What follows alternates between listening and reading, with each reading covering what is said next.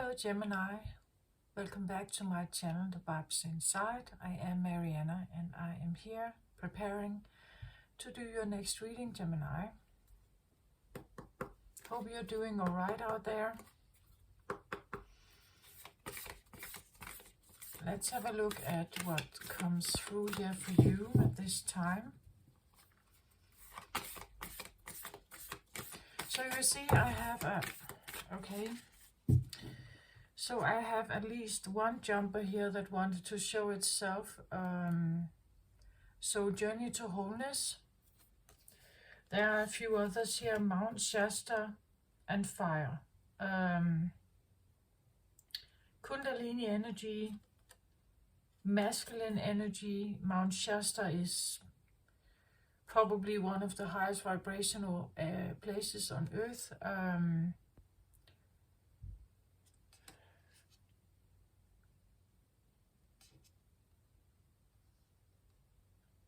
There could be something about peaking or figuring something out on your journey to wholeness here.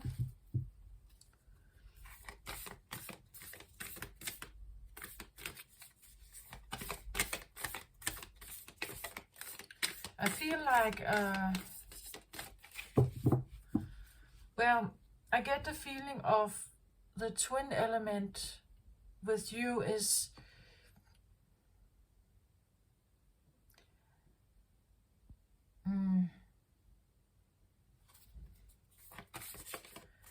well, normally I see Gemini as being quite chatty and curious and lighthearted and not necessarily wanting to go so deep, not necessarily just keeping it a bit easy and easygoing and so on.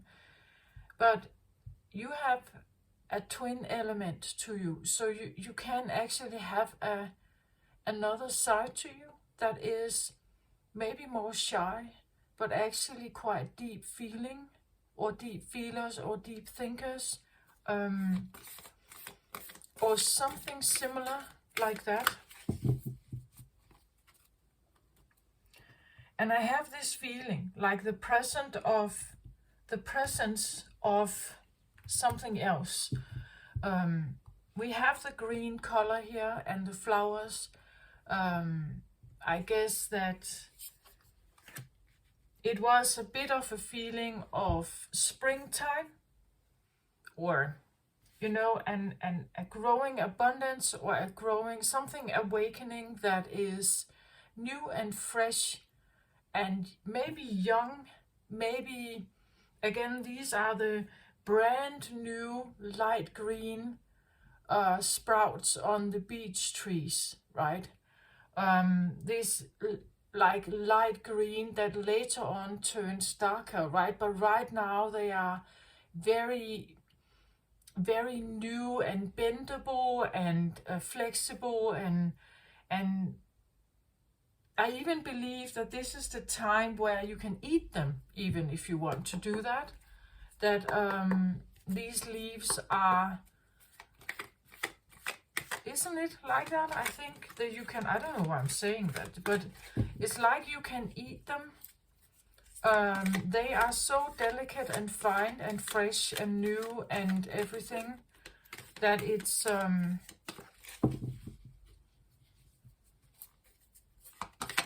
well, actually there are several sprouts, right, that are like that.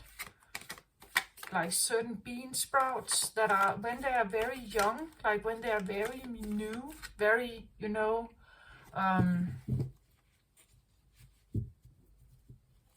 then it becomes like delicate. It becomes maybe even like a delicacy. It's you can eat it without anything else. It's very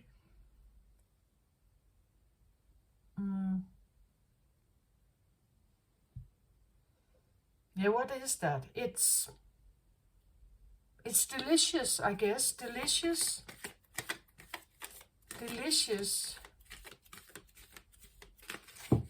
There could be something delicious about something that is quite young and fresh.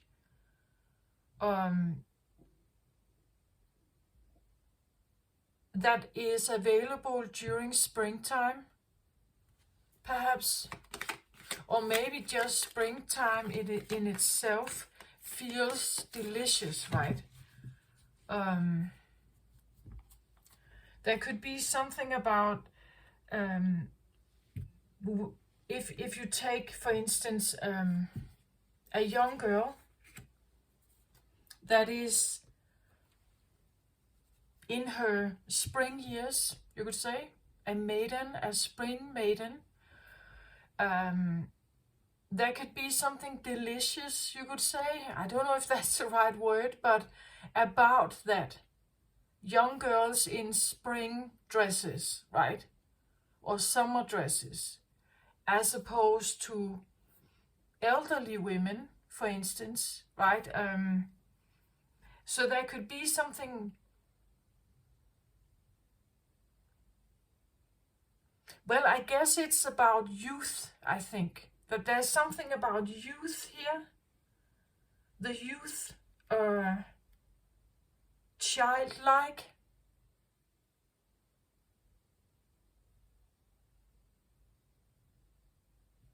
Yeah, I feel that. But I got this feeling of like eating something. Maybe you are growing something that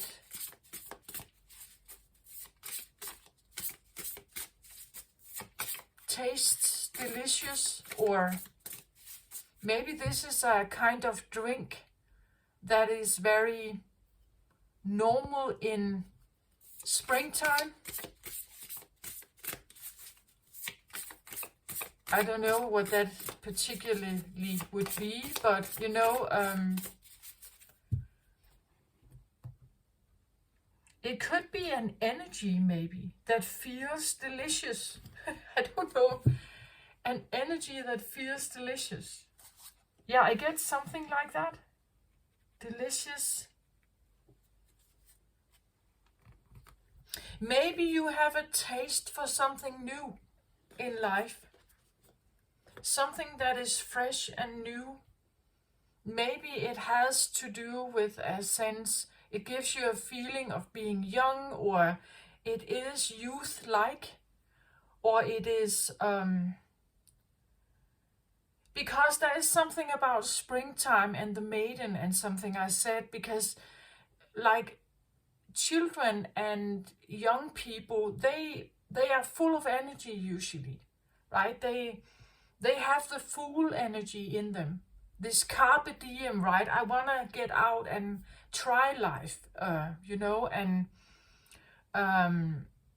there is something special about their maybe go-getter energy sometimes. There's something about their, even you could say for women, it could be young virgin.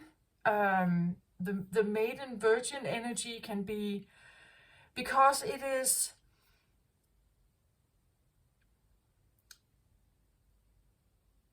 it's fresh and new, right? It hasn't been,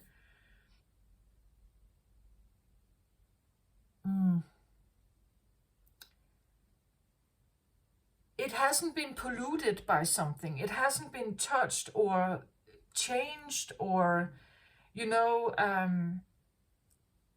it's still itself, and it's young, and it's fool-like, or virgin-like, or maiden-like, or it has this taste for life, right? That taste for life, I feel like. There's also a sense of trust, where sometimes later in life, if we experience a heartbreak, there could be a less kind of trust. We become more, to some point, some become more manipulative, some become more calculated, some become more cold, some even close off their heart. In the springtime is usually this very open, very everything blossoms, the sun is right, it's not too cold, it's not too hot, it's all right, right? It's this very delicious, balanced, fertile, maybe that's why I think about maiden, like a fertile time, right?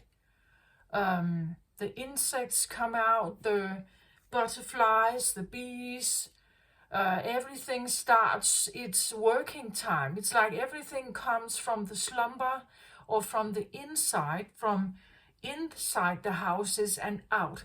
And this feeling of being outside, I don't know why I get delicious, but that's what I get. Delicious. You know, this is where we can have fresh, newly grown salads that are maybe just delicious, right? Because we have grown them ourselves in the garden. We know that there has been no, you know, like, if, of course you can buy ecological salad, but you know, it's delicate and fresh, and you're the only one who has handled it. Like when you buy something at the store, you don't know how many hands who have already touched this and put plastic around it or put it in some kind of bag before it ends up in the grocery store. There's something about something that is utterly fresh, newly grown, newly harvested. Maybe this is a new relationship that is very new and very just starting its journey. There's this, yeah, I still have the feeling of like bean sprouts and spinach sprouts, like when they're very small. You know, it's like some. It would be like if you take a.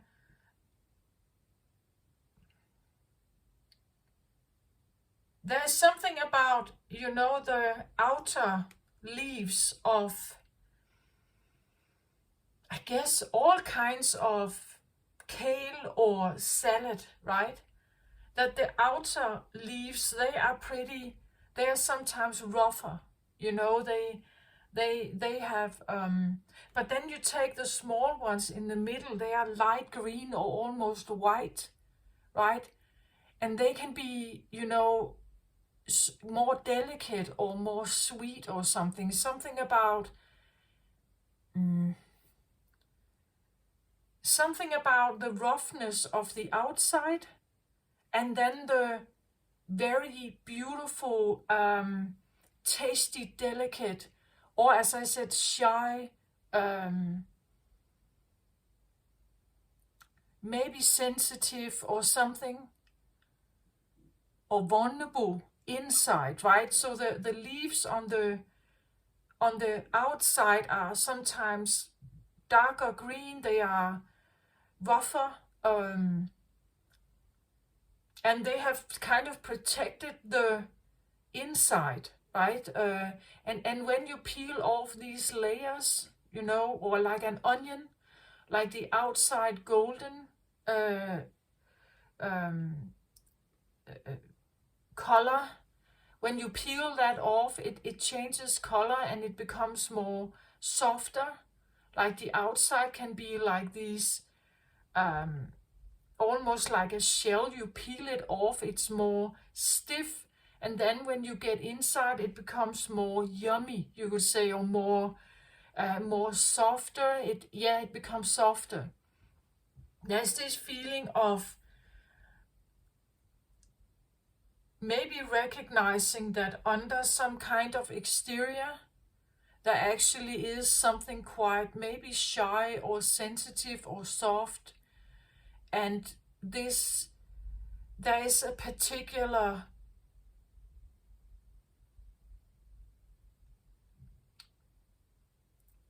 well, I don't know, youth, but maybe the softness of something feels young, like a child, you know, like caring for a child.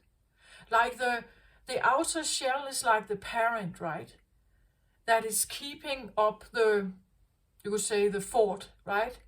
And then you peel off the layers, and when you get to the inside, this is where the baby is. Or you could say the inner child, perhaps, right? that there is this layer out there to protect you, but then when you peel enough layers off, you get to see what's on the inside. And here I get this feeling of something, yeah, young. And I think maybe I talk about inner child here, right? Or your child that is showing you a side of them that you haven't seen for a long time, since they were babies, perhaps, right? They show you or tell you about something that normally they may have an exterior around it. Or maybe this is yourself, right? That you normally have a different exterior, but actually inside, when you look at the inner child, there is something young and fresh here, something that can bring something special to the table. In the Taurus reading I talked about, it's almost like Taurus was remembering someone from the past, right? That they had this beautiful, beautiful friendship with, a very loving friendship, but it was almost like it was across gender, or it was across species even. Like it showed up as a mermaid girl, but and for an earth sign, that would be a water element in the earth element, right? So it's almost like loving or having such beautiful awareness about something that is maybe different than you. As I said, like you have an opposite, you have a twin, but that twin element can be different than you. It can be utterly different than you, right? So it could be remembering. In the Taurus reading, I said it could be a person, it could be a pet, because the pet represents this other species. But sometimes children can have the most amazing contact with their pets, right? Even though they don't speak the same language, it's like they do. Right, I talk about heart coherence. It's because their heart speaks to each other. Or sometimes the throat chakra can do this as well. It has nothing to do with the human verbal language. This is another kind, right? So in the Taurus reading, I talked about this discovery of another kind of language, another kind of way to communicating. That when you have empathy with a person, you can sit across the room and feel them, right? You know instantly that how they may be feeling, even though you haven't talked a word with them, not a human verbal one. But there is another communication form. Potentially, if they too have an open heart chakra, you can communicate across the room without even speaking one word, right? So I get something like that. Like there is it's like discovering something or remembering something that can be quite useful here, very young. And I have the word delicate, and delicate can be sensitive, right? It may have to do with your, let's say it's about your senses or your feelings. For you, Gemini, ruled by Mercury, somehow I get the feeling of maybe someone here has a delicate voice. Maybe they have a delicate style of communicating. Maybe the words are delicate, like they are particularly addressing something in a very delicate manner, perhaps. With such feel to it perhaps, or with such integrity, or with such understanding perhaps. And that makes that conversation even more interesting, or you get to see another side of yourself, right?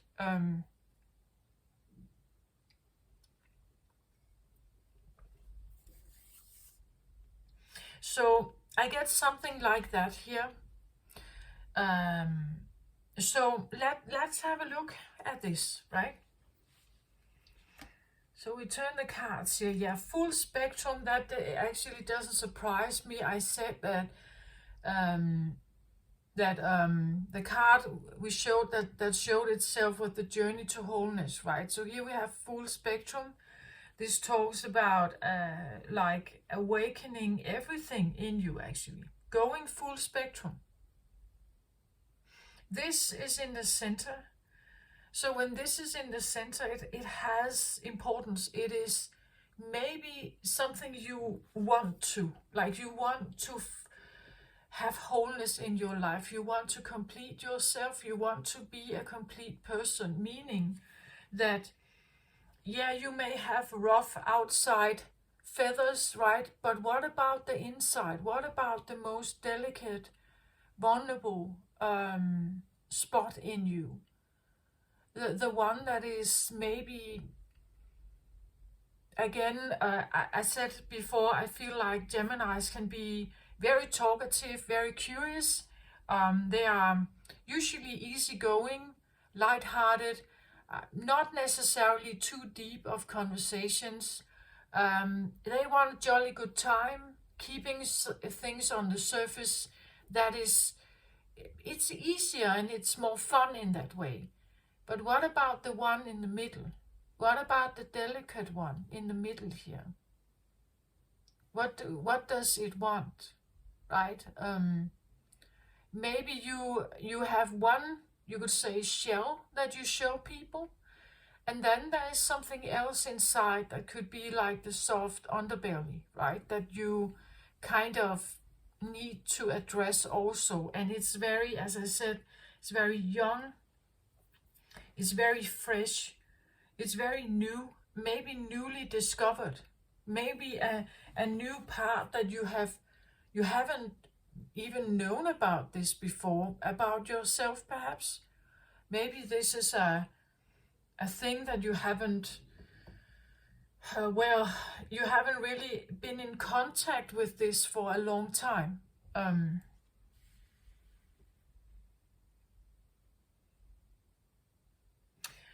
Let me get the book on this one. But it is definitely a card that tells me that there's a focus on some kind of wholeness, wanting to heal something, wanting something to also be over with, I feel like. So that you can kind of move forward in your life without a lot of baggage or something like that, right? So full spectrum here talks about creating heaven on earth by honoring the perfection of nature's cycles, going beyond the judgment of good and bad, the merging of duality, raw nature, earth wisdom, connecting to ancestors, shadows as the fertile soil for exponential growth. The way forward is in the whispers of the land, honoring the full spectrum of life. Yeah. So what does heaven on earth look like to you? Do you imagine lush green nature? Ancient forest, pristine beaches, crystalline water systems, and all the planet's residents in full health, living in harmony with each other, and yet nature in its purest, rawest form is in balance of life and death, growth and decomposition, the eaters and the eaten. In one way or another, this is the natural flux of life. We already live in Eden, but our effort to own and segregate brings us further away from this paradigm. Power trips, the need for imagined security, fear or avoidance of the shadow keep us out of our freedom. We need to preserve and hold on tightly. Only stunts. The need to preserve and hold on tightly only stunts our growth and leaves us drowning in a sea of plastic. The real disease on earth, the barrier to Eden, is in our mind. I've said that with have a look at Capricorn and Aquarius reading in the last round of readings I did, where I said that narrative is our mind. So what we think about becomes our mind. The real disease on earth, the barrier to Eden, is in our mind. If we believe that the world is a terrible place, we have no access to Eden or the fifth dimension. Life happens, but it is our perception of good and bad and our black and white judgment that prevents us from seeing the grander truth. When duality becomes one, we will find Shambhala before us. Perhaps we can find inspiration from nature and the animal kingdom.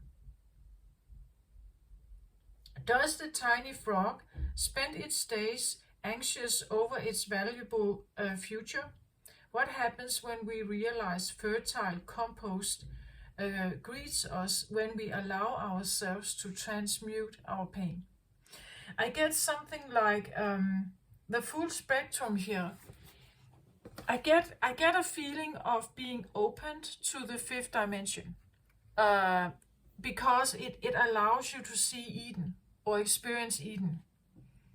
It allows you to join a fifth dimensional timeline where others may still experience three-dimensional timeline. This can be a bit confusing to understand, but the further I have gotten along on my journey, the more I get this actually. That's why we have so many different awarenesses in the world. Some people are immensely rich and some people are tremendously poor. How is that possible on the same earth? It is possible depending on what your mind thinks. And that's why your narrative is so extremely important. It creates the world you're in. So if you want a better world, you start with your mind, right? I'm not saying that healing the heart or healing other elements or other chakras in the body is not necessary. I think it is very necessary to look at everything, especially if you want full spectrum here. But the mind is definitely important. If something bad happens to our body, we feel like hell has hit us. But you know, you're the only one feeling that because nobody else is ill. But for some reason, it's like we take things so highly personal, and when something is bad for me, it must be bad for everybody, right? It's bad for all humanity, and it probably is. Or it's definitely an uncomfortable feeling, right?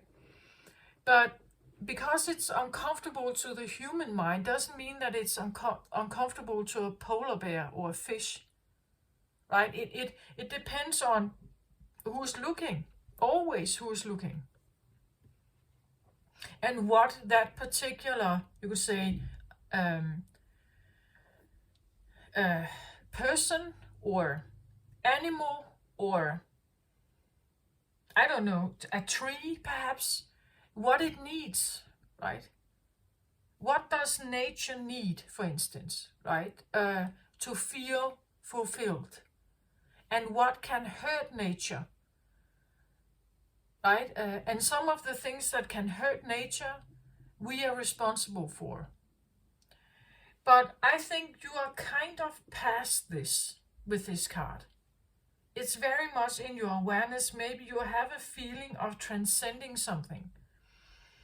transcending something, but I still have the feeling that the reason why is because you have peeled off these layers and you get to it's like decluttering. You have decluttered and gotten yourself out of the matrix way of thinking. Well, if you want to know more about all that stuff, I think take a look at some of the readings from last time. Capricorn. Take a look at Capricorn, for instance, or Aquarius.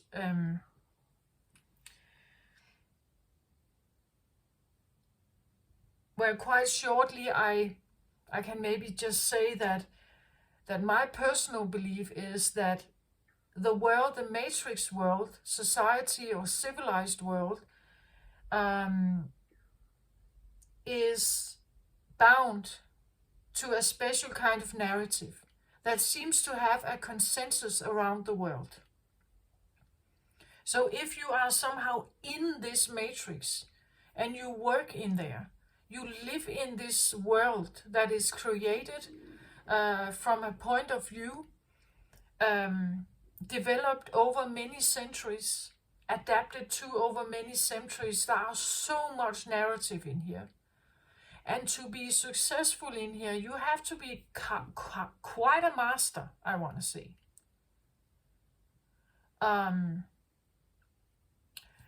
But if you get out of it, as the book just briefly mentioned, the frog in the little pond doesn't really care about economics.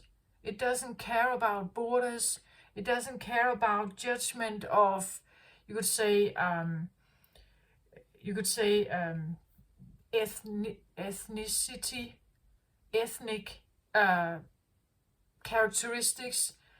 It looks whether something is peaceful or dangerous, whether it has food or it doesn't have food, and then it's interested in making its young ones survive. That's how the animal kingdom looks at the world.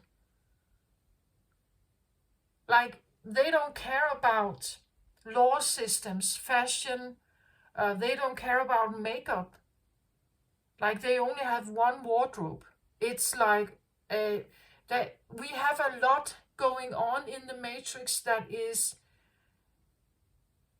it's just it's a very loud voice that keeps us engaged in producing, acting in a certain way. You don't see animals celebrate their birthdays. It's something we have created. The mind, the human mind have created something. And when you participate in the matrix, it's like you kind of have to follow the rules in there. You have to go along with this stuff. But someone here is perhaps seeing beyond that, getting themselves out of this way of thinking. Because again, it's about your mind. I believe it's almost like there is a narrative that is kind of like a hypnosis that surrounds the world. It has a certain vibration to it. You can find it in music. Today, most modern music is made on 440 hertz, as opposed to in earlier times when it was 432 hertz. This little difference actually makes a huge difference in how compliant you become in following some kind of trend. So it means that if you listen to a lot of talk out there, if you listen to a lot of modern music, if you listen to where we get it, it's not really a choice. If you are born in this world, your parents have been introduced to this world very young, the grandparents have, and so on. And over time, it has just built itself into this ridiculous place of consumption. Like, it's utterly ridiculous. sorry, but that's my personal opinion. I believe that there's way too much consumption, way too much demand on things that are not necessary. And the problem with owning a lot of stuff is it doesn't really make you happy. That's what the minimalists talk about. Like when they sort out their stuff, what is she called? This Japanese woman that helps people sort out their stuff. She has become quite an icon. Anyway, but it has to do with that you actually have the things in your home that you want, that you actually need, and maybe there are very few things of sentimental value, but it's not about owning a lot of stuff. It's about owning the right stuff, you could say. And not keep buying, because the buying is just a substitute feeling. Someone seems to, I feel like they may have peeled off the layers. Maybe you get to the soft underbelly of something here. The soft underbelly can be, again, like I said delicate.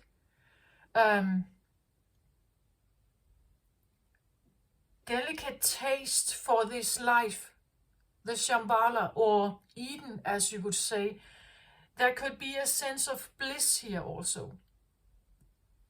Like a breakthrough into like a realm, I almost want to say, that has a certain feeling to it. And it's about your mind. Like if you can imagine yourself in that kind of realm, it's not to say that worry doesn't exist anymore. It's just the less you think about worry and the more you think about peace and harmony and balance, the more concerned you are about peace, harmony, and balance in your life, the more steps you take towards it, the more you're willing to change in your life to get it. It doesn't mean that it doesn't exist. It's just not in your mind, right? It's not something you could say. This is also about decluttering your own body of experiences, decluttering your mind of experiences. So instead of using your mind capacity on worrying and anxiety or doubting or something, you may be using your brain right now, your mind, on concentrating on new steps or harmony in your life. You want balance in your life. You want, that could be the soft underbelly. You want delicacy. You want the fresh new leaves, right? You want something maybe youthful, maybe fresh. You want something, it could feel fresh, that it's something utterly different than the lack mentality and worry mentality, right? That this is something, maybe it, again, and it may, I'm not it probably won't show itself like, this bam, then it's here. It probably could come in quite delicately, and then suddenly it's like you just sit there on the porch, right? And you just kind of, then you could have this feeling like,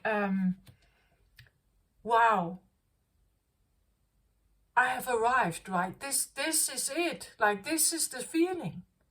This is the feeling of the full spectrum. This is where I have this bliss feeling, or this very delicate, very soft, fresh, but not intrusive. Like it doesn't have this bang kind of impact to it. That's more the Matrix voice. Like this is more soft and blissful perhaps, and delicate, and maybe it's not even talk. Like maybe it's a feeling. Maybe it's a sense of compassion that suddenly it's like you just sit in this feeling where, wow, I just feel so loved, right? I feel loved, literally. That could be what this is. Or that you actually find something within, like within the salad, you find this delicate spot, the underbelly of everything. You figure out what that is for yourself, right?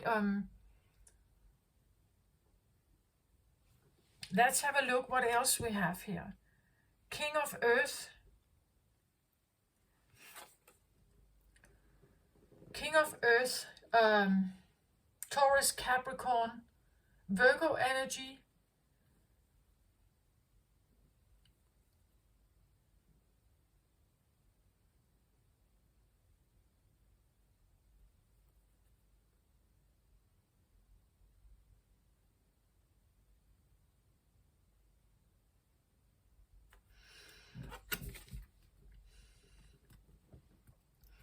This is in the root position, which is good because it's an earth card, so it has to do with roots. So if we see this like a tree, that this is your trunk then, right? And this would be your roots and this would be your crown. So your roots are earthy. You belong to earth. Your roots are king of earth. So here we have, let's say you have a bloodline of very earthy people. People working with land, perhaps, agriculture, nature in some way, or working with, I don't know, corn, seeds, timber, wood in some way. There could be something about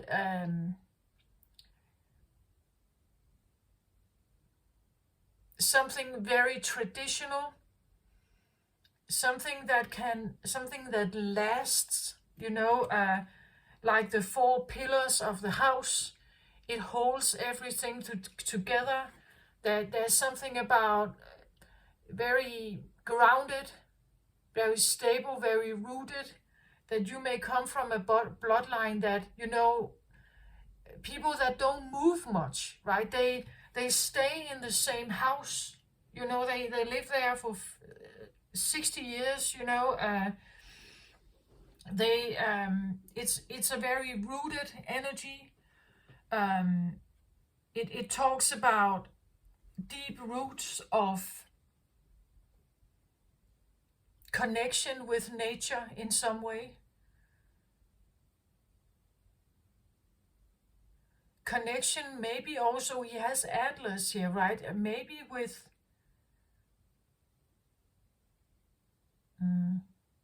now I say hunters, right? Hunting people that hunt in the forest.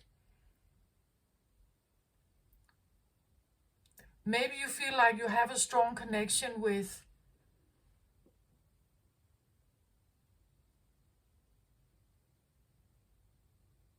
like the king of earth is usually someone who rules, like they rule the forest, they rule the land, they have maturity. Maybe they're very responsible here, very responsible people. Maybe you have roots of very responsible, rooted. Look at him. I feel like he looks quite serious, right? I get a bit of Capricorn reading here. Capricorn being the oldest earth sign. He looks quite serious to me. I wouldn't call him angry, but serious. Earth is also about money and value. It's about your own money if we talk about Taurus energy. Um, so it has to do with a sense of worth. It has to do with the feeling of having value, being of value, being valuable. So a king of earth here would be someone who, I want to say, they know their worth, right? They know that they have worth. They know that what they are doing, so let's say your trade, where you come from, the work you have been doing, maybe work that is of a similar kind throughout, like say, bloodline. Not to say that you have performed the same things, but we all to a certain extent come from the seeds, or we all come from some kind of seed. But this feels like someone has their worth,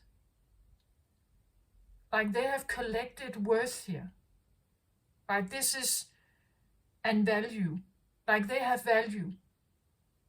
Maybe you have somehow been building on your self-worth. Maybe money, even money. Maybe you have managed to grow money or establish some kind of business, perhaps. Here is a king. There's definitely in the root position a sense of self-worth, a groundedness,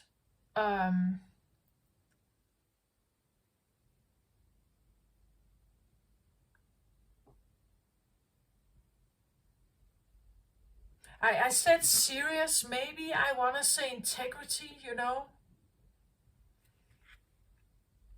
He could be serious. I don't think he is angry. I don't feel he is angry. But he is... Maybe the roots talk about a father here, a father figure,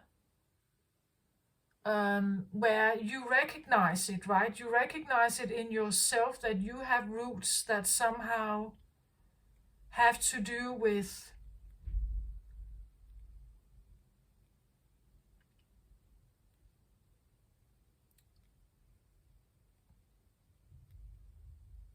money, for instance. Maybe you're very good with money. Like you know about investments, you know about banking, you know about maybe bookkeeping. You're good at keeping things balanced, you could say, your own kind of your own budget, perhaps. That you feel very grounded, very solid, very strong, responsible, or having no problem with carrying responsibility, right? So again, there is a sense of taking things seriously, like not playing around. I want to say that this is not a child playing around, right? There's a grounded sense of stability, responsibility, maybe responsibility for the herd.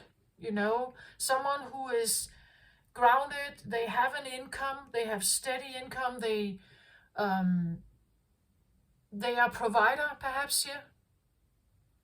They could be a business owner, but it could come from, I want to say, land, field, land, agriculture, corn. Maybe there's something about sprouting, that a king of earth here would maybe love seeing the sprouts in the field. That every time they come through, every time the seed manages to grow and the new fresh little sprouts show up in the field, this is where he's going to smile, right? This is where he knows, yeah, now it's coming, right? Now it's here.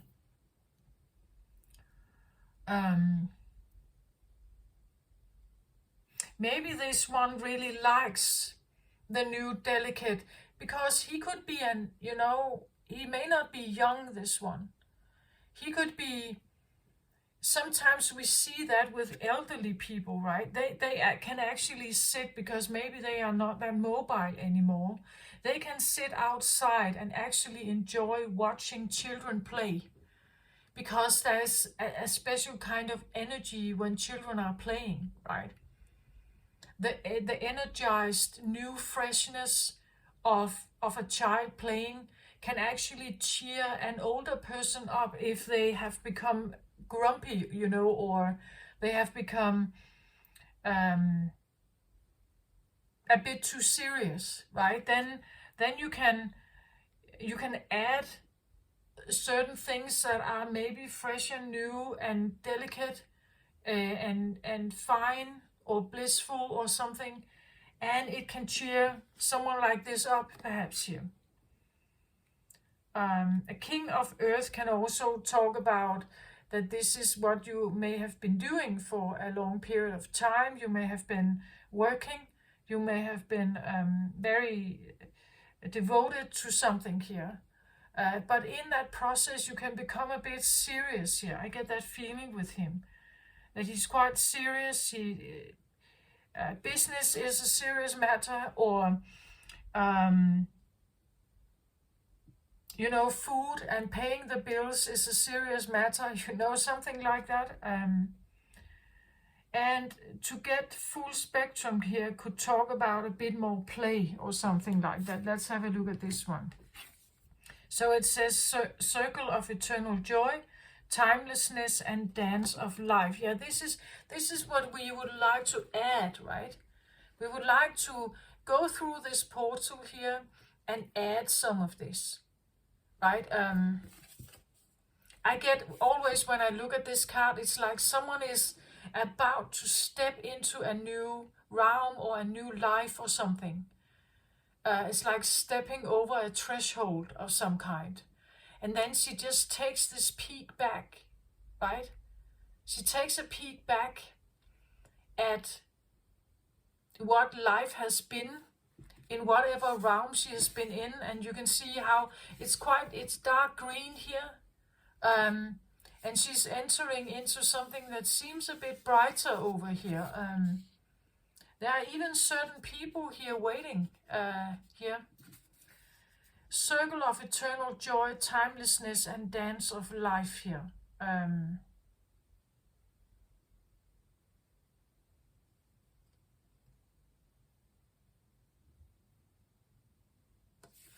this is interesting, because when children are playing, for instance, they don't really care about time.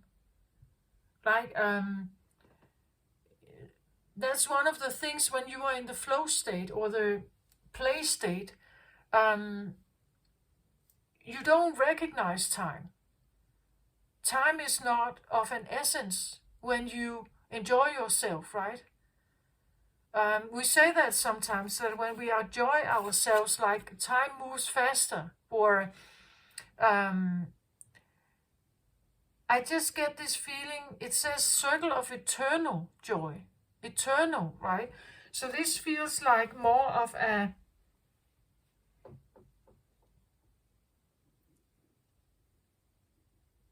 where he feels, as I just said, he could, I don't feel like grumpy, but serious, right? That life is a serious matter. This could also be your roots, as I said. This is where you come from. So life is serious. We have to work hard. There are bills to pay. We have to be responsible, logical. We have to be traditional. We have to be invested. We have to be careful about money. We have to invest right, and you could come from a roots like this. So this could be your upbringing. There could be values like this in your upbringing, right? That you had to become someone like this. I feel like this is very prominent with everyone in the modern world or Western world civilization. We are asked to become quite masculine, I feel like. Like we have to be able to fit into the masculine matrix that is about being dependable. You do your job. You are reliable. You are trustworthy. You are rational. You stick to tradition. You follow the rules. You can and again, you work hard. You pay your bills. You set an example in society of how reliable and how trustworthy and how amazing you are here as a king. So you show a great example of all of these deeds, which are quite masculine. But now it's like someone reaching this full spectrum where it's almost like they're looking back and they're saying, I'm out of here, right? I'm gonna join, or I'm gonna add something here to this life of joy, right? I need to get joy into my life. There's a bit of maybe this round of readings is a bit of a continued energy that I work with. I felt in the Aries reading it was about a sense of optimism coming in. In the Taurus reading, there was this sense of like a dimmed person perhaps, or a dimmed other energy that could add something to your life, that could add some kind of blossoming abundance in your life. And here I actually get a bit of the same. So from a more serious kind of life to now having focus on, as I said, your mind creates your narrative. So you are having a mind here. This is in your crown position. So this is in your mind, a mind where you're seeking a life with more joy, right? Where time really doesn't matter. Where you have a dance in that life is a dance, right? It feels joyous and fun and lighthearted, and there are people over here that could join you, right? So leaving something behind to go somewhere else. Let's have a look at this card here. This is the Priestess of Light. Let's have a look at this for you.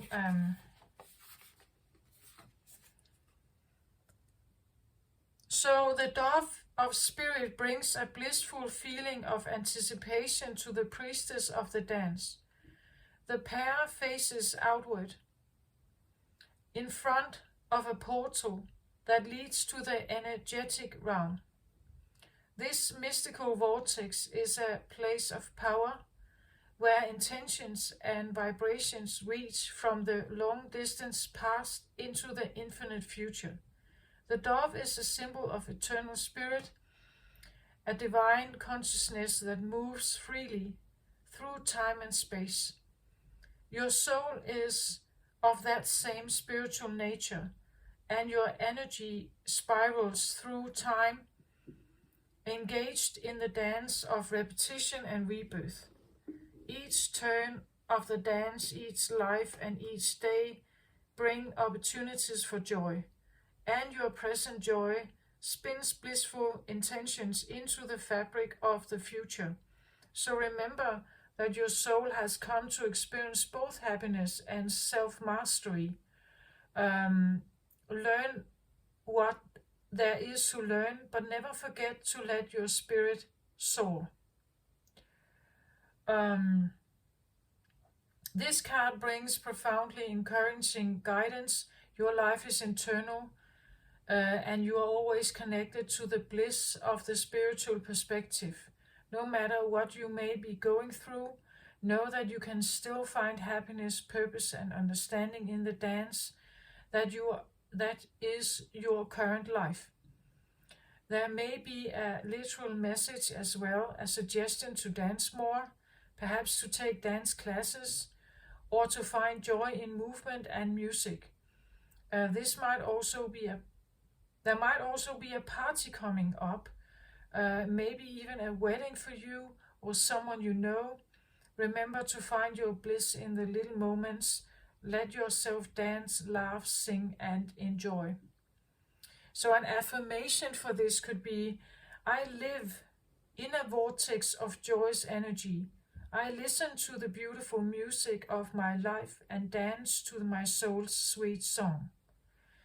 So you see, if you think about that, if you concentrate your mind about thinking that you live in such vortex, that you live in a dimension with joyous energy, it can take you out of this seriousness here, the serious king of earth here, because of course he is reliable and trustworthy, and he always shows up on time. He is never late. He is reliable, dependable, trustworthy. He is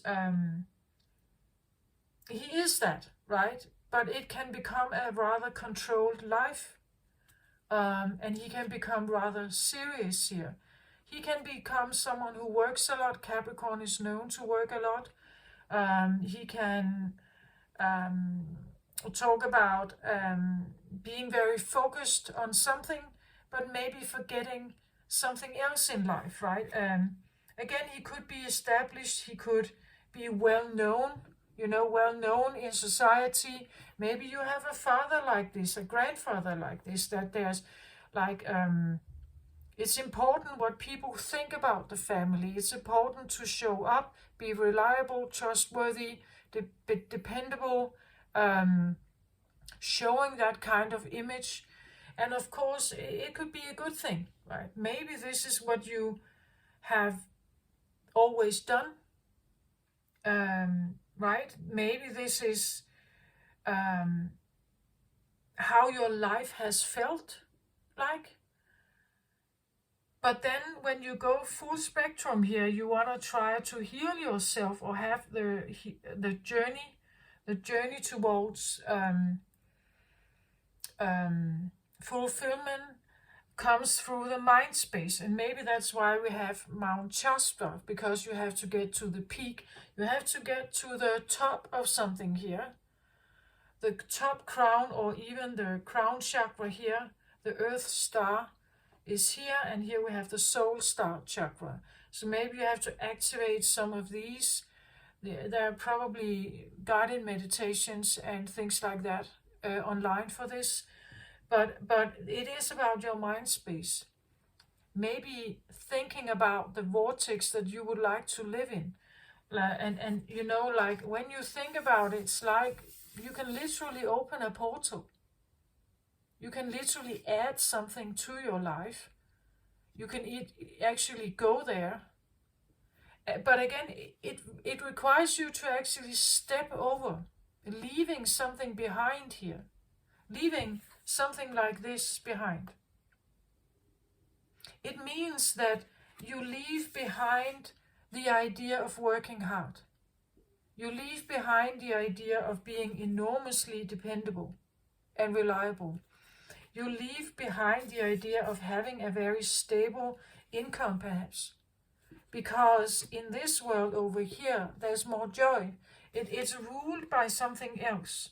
So when you say yes to something, or you say goodbye to something, you want something to change, or you want to add something, just know that this one is probably going to be influenced by this new choice. Because I talked about that also in the Taurus reading, right? That when you change something fundamentally here about yourself, this guy could have a reaction to it, right?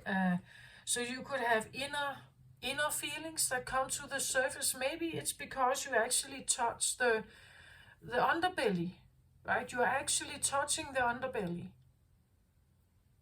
Right, going and have fun here is great, right? But you may touch the underbelly here that is telling you, no, we have to do this and this and this and this and this, right? To be safe, or to have an even sense of life. like an even income or an even feeling to life, where this could be more fluctuating. But again, eternal joy means that you're adding something, I feel like here. Let's get some other cards to just describe this a little more here. So the full spectrum, can we have a card on this one?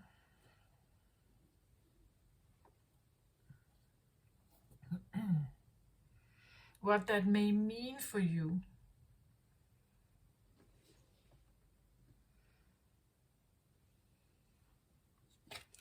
So I get Ace of Ariel here. It's your lucky day, new resources of money, time or support, a change in job or a promotion. So this is an Ace, which talks about a new beginning. A new beginning of lucky, new resources of money, time, support. It's a happier life, I feel like, a more joyous life. It is about a sense of Eden, right? That it's like tapping into Eden energy. A change in job or promotion. Yeah, maybe you change your job. Maybe you know that you have to change something to have this feeling, like to step over this threshold here. You have to do something differently. You have to maybe work in a different area, as I just said. Maybe you change your mind about something. Maybe you want to grow something instead of just, like, maybe you take delight in growing something instead of just tearing it down. Does that make sense? Like, instead of just consuming, as I talked about, consuming also always means that we need something. We need resources from Earth to be able to consume. So if you want to buy a new t-shirt, you may need to get the cotton from the cotton plant to even make the t-shirt in the first place, and then maybe you want a print on it or something. But in order to make a new t-shirt, you need the cotton, right? So Mother Earth must provide the cotton. If you want to buy a new house, you want to simply, literally make new foundation, new timber, new roof, everything. You need those resources. But you need to buy them, right? As opposed to buying a house that already exists. If you want to buy a new house or build a new house, you will need to get the material for it. Maybe certain trees needs to be cut so that you can get your 4 pillars, metaphorically, right? I don't think you build houses like that anymore. But old wood houses, you did do that. You did put those pillars, the 4 pillars that were supposed to like make a marriage last, or make the house stand and so on.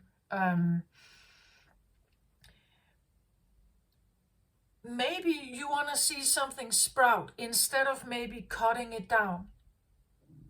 So instead of, like buying, maybe you want to invest in growing.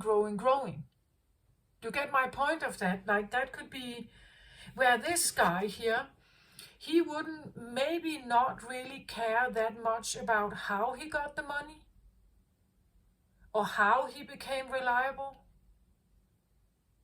or trustworthy or dependable or traditional or whatever this is, keeping certain morals and again following the matrix order or something like that.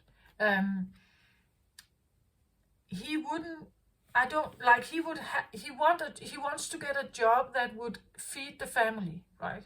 Pay the bills. And where he can show up as someone reliable, trustworthy, loyal, all that stuff. But maybe he wouldn't care much about what he did. Like, it was important for him to get the money, right? Where here it feels more about, no, it's not just about money, trading my time with money to get money. No, I want to have the timelessness feeling. I want to have the feeling of flow in my life. The money I get them by doing something I find funny, something that is fun and blissful perhaps, or fresh, or delicate, or something. Like I'm now in the sprouting world, or I'm in the flower world, or something, right, like that. And I'm doing something here that just is such joy that I find that time is flying. I don't even think about time. I don't think about 9 to 5 anymore, because maybe this is a work from home, or maybe it's about owning some land, and you are cultivating this land. You see things sprout and grow, and you harvest this. And because it is your backyard, field, it doesn't feel like work. It's your land, right? Like the land where your house is and your garden is. So you would tend to your garden then. Now you just have land also. Or you have some kind of business that you are attending to also, right? But a king of earth here, he would take care of business. He would take care of his house. He would take care of his garden. If he had field, he would take care of his field. He would make sure that something would grow on it, sprout on it. He's looking for results. He's looking for the possibility to gain something. He doesn't put in his seeds if there's no possibility of something growing there. Like he looks for the potential of something, and then he invests his time there, right? Maybe very focused, maybe very serious, and that has been your way of conducting life perhaps here, Gemini. Maybe you find that you have family tendencies like this, right? That this is the way maybe a part of you also has been looking at life. That you had to become someone like this so that you could feed yourself, feed your family, if you are married, have children, have responsibilities in life, pay bills and so on, and look okay in society, look like you have success in society, right? That you are actually successful. But then there is this other side of you that wants to have more fun and more joy here. And she's looking back just one more time before she says goodbye. And she is determined to include, I want to say add or jump over full-heartedly here.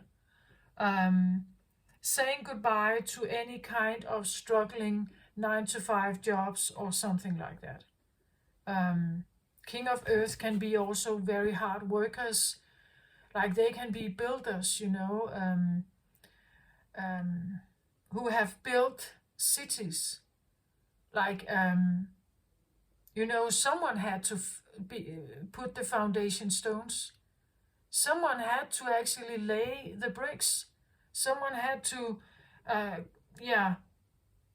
cut the timber and get it to the building site, right? Someone had to do that. Some of these people, King of Earth here, they have done that. They have worked very hard with their physical bodies.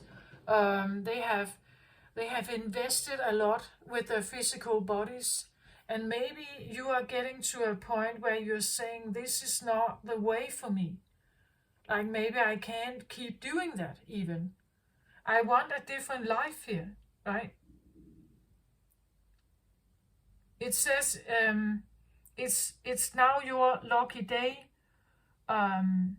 New resources of money, time, support is here, right? A change in job and a promotion. So there can be support here for you doing something else here. There could be support of you trying something new, adding something to your life. Yeah, I have that feeling.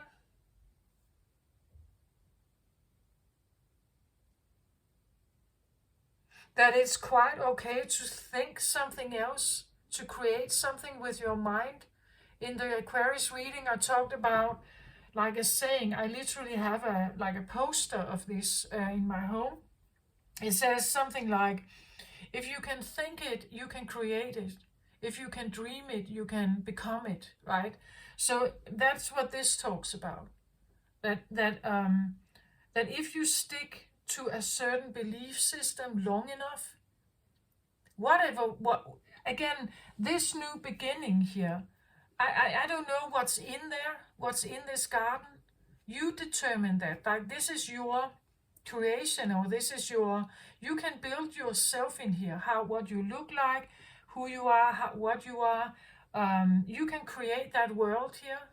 You can even make a visualization board with pictures, and every time you look at it, you're reminded, so that you can get out of a more stuck, maybe a more lack mentality. There's a reason why he got so focused, right? There's a reason why he got so, I want to say, conformed into a certain role. Yeah, again, maybe he got a lot of money, or he earned money here, but it was hard work. It always is with the King of Earth. It's always hard work.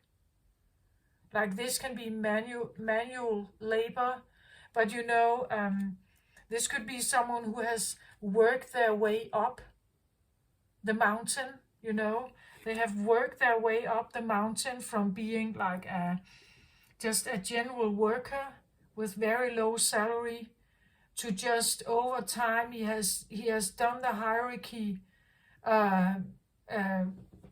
He has followed the rules, you would say, the rules that society set. Get the education, get the job, and then you work your butt off, right? And then you can advance from time to time. Eventually, maybe getting to the king here, right? But it takes time, and it takes effort. It takes a lot of work, and it takes a lot of maybe manual work. I get feeling of manual work. Maybe you come from a line of manual workers here. Someone who has been building with their hands, their body, right? They have been carrying a lot. They have been, cutting and field workers, using their body a lot, right? Something like that. That's what I get. But because you have family like this, and you were maybe raised like that to become a bit like that yourself, or you are in a manual labor job, maybe a good one. I'm not saying that. It could be a good one. But it has been an ordeal, I guess, to get here. It usually is with the King of Earth. Like, that is, you can look at him. You can see, like, he's not a young person, right? He has wrinkles. He's a bit serious. Life on Earth is a serious matter, right? And we all on Earth usually come from a sense of lack mentality, where we haven't quite had enough. Winters were strict or scarce, We always had to slim down or save money for. The saying that tells you, oh, you have this wish. Well, you can wish for this at Christmas time, right? So we have to postpone our needs. We have to postpone our wishes until another time where possibly, maybe, this wish could be granted, right? But here it feels like there is some kind of opening happening here. And maybe it's because you think different thoughts. You think something new sprouting, growing, something new, seeing something new grow, maybe literally growing something, like in your backyard or in a field that you own, or I don't know, that maybe you're literally finding delight in seeing something growing.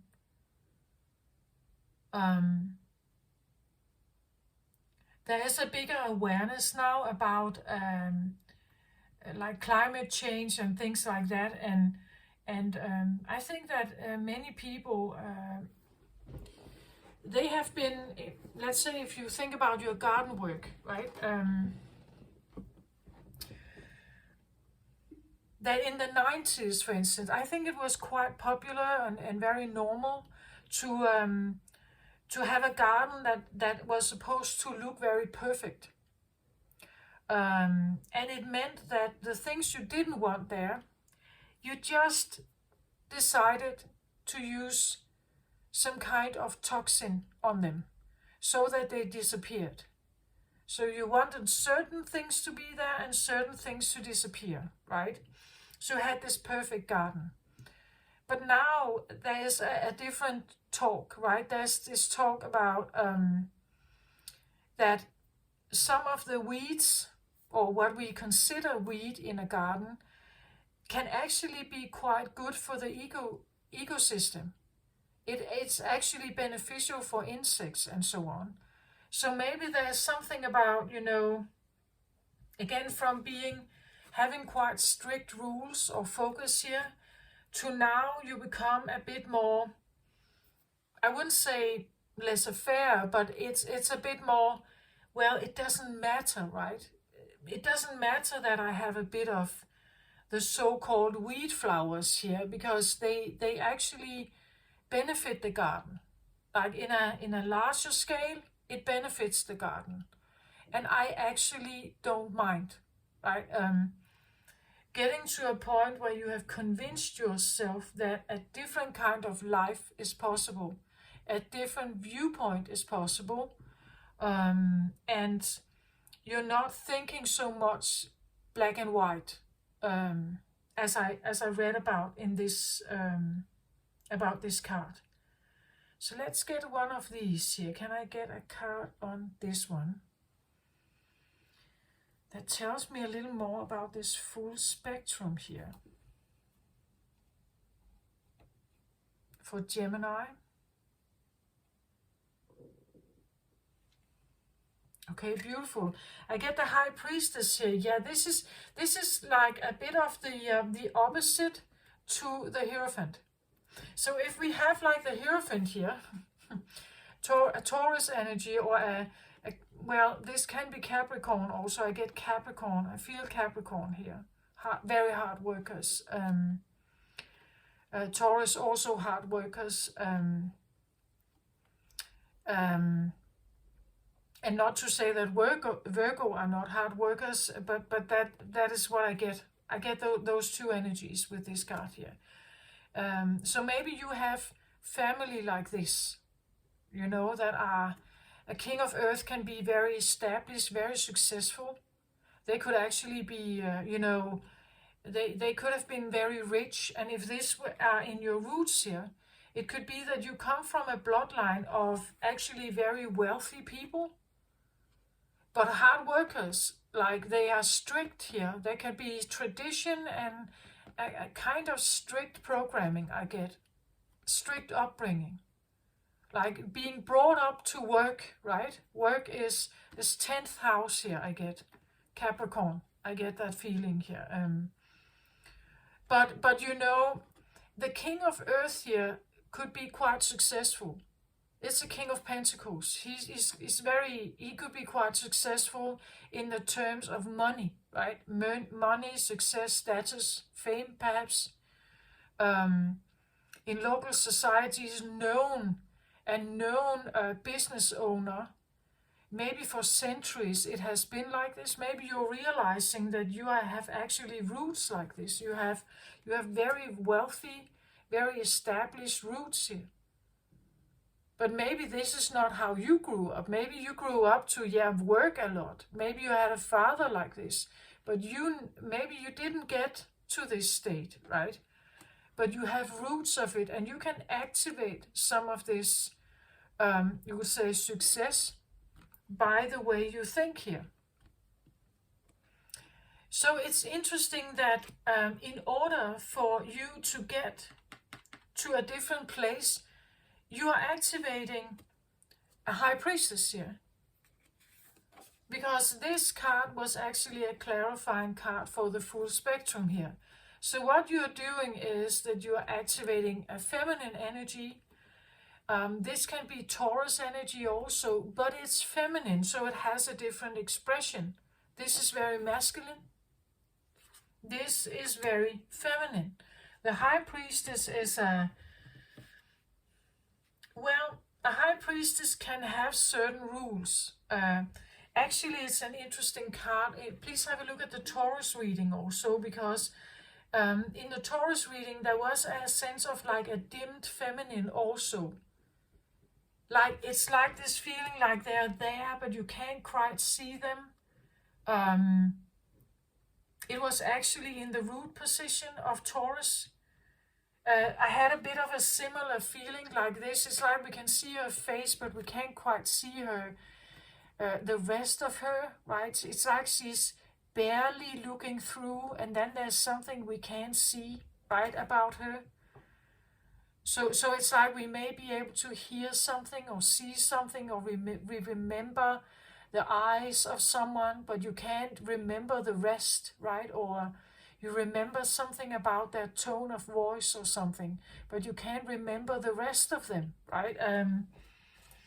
She's coming, like she's on her way here, right? This is the new beginning, right? That she is bringing something in, right? So when you engage with her, and what does the high priestess do?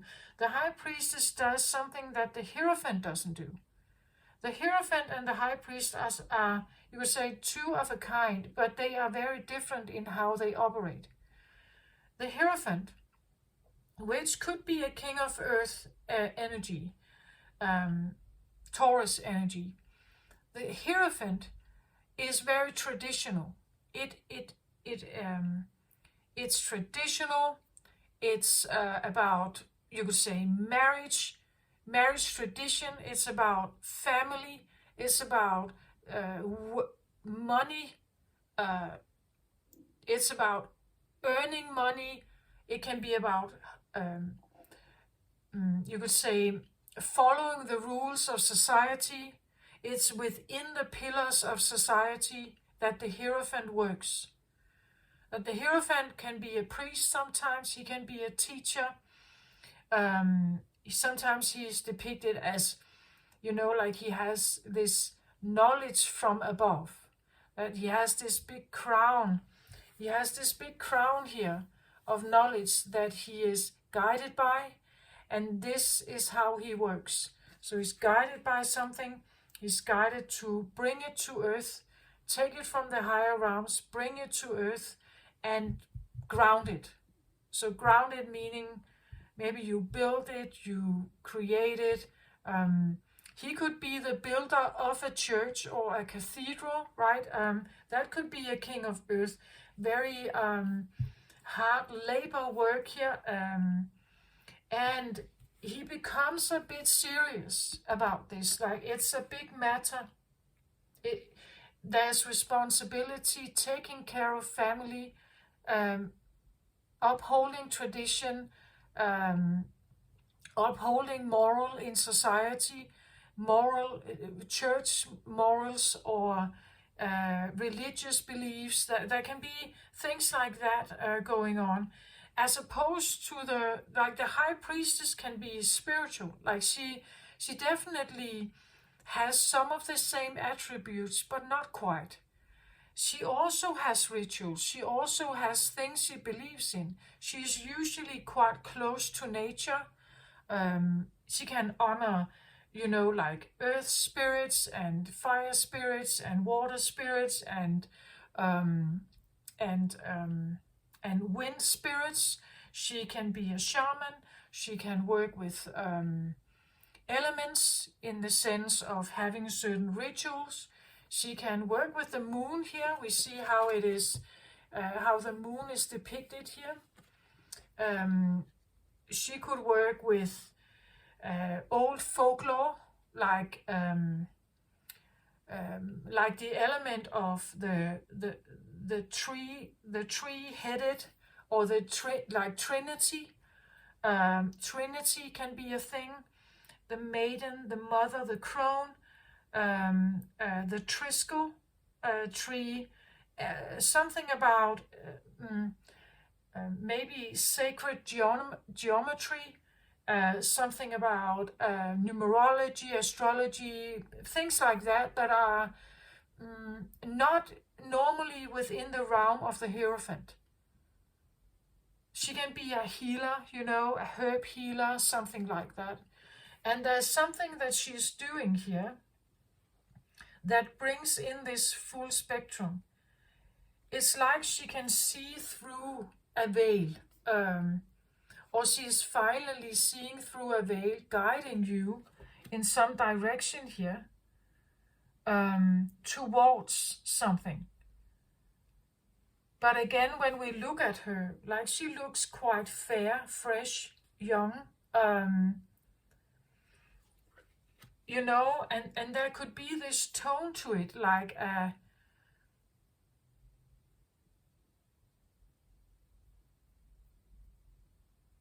childlike tone. I feel like where this one is very adult, very rational, very logical, very maybe old-fashioned, I hear, traditional, and nothing bad about this. It's just, in your case, it feels like you had to add something else here to get to the full spectrum. Like, if you're not adding some of this, you probably stay more with this one. I'm not saying there's anything wrong with him. It's just he's very masculine. It's very grounded. There's a lot of structure and order and plan, and it's all very, probably quite peaceful, because normally structure and plan can actually make things peaceful, where this can be a little more tumultuous. I talked about this in the Taurus reading also. I get Taurus energy. I get Capricorn energy also. So I'm interested to see what comes out in that reading. But that will take a while until I'm there. But this one can work off the grid. I actually had a bit of that in the Taurus reading also. Going off the grid, sitting by yourself and enjoying simple joy. That's actually one of the parts of the... Because you allow something else in. That is what Taurus did. Like, they allowed themselves, they allowed something else to come in here. They allowed themselves to visualize and think of themselves as maybe having all other qualities, other characteristics. And because of that, they could sit in a little place for themselves and have simple joy with that. I have a bit similar energy here. I must say that. A bit similar energy. Let's have another card on this King of Earth here. Because again, a King of Earth, this has been fundamental for like centuries that we have King of Earth. So this is not a bad thing, but it's maybe a bit obsolete. That there can be traditions and rules and thought patterns here that can be a bit stuck, perhaps, that needs to be softened, perhaps, here.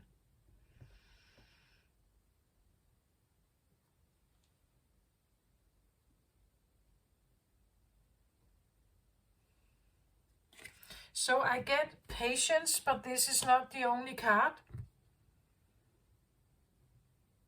I want to say the King of Earth here can be something like that actually you do want to have a groundedness like this King of Earth, but then I get patience. Patience is a Sagittarius card, and Sagittarius rules or is ruled by Jupiter.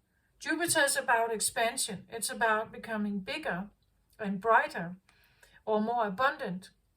It's usually about wealth and prosperity, our greatest gifts, our greatest ability to actually have an influence on the earth in a positive manner, right? In a positive, abundant manner.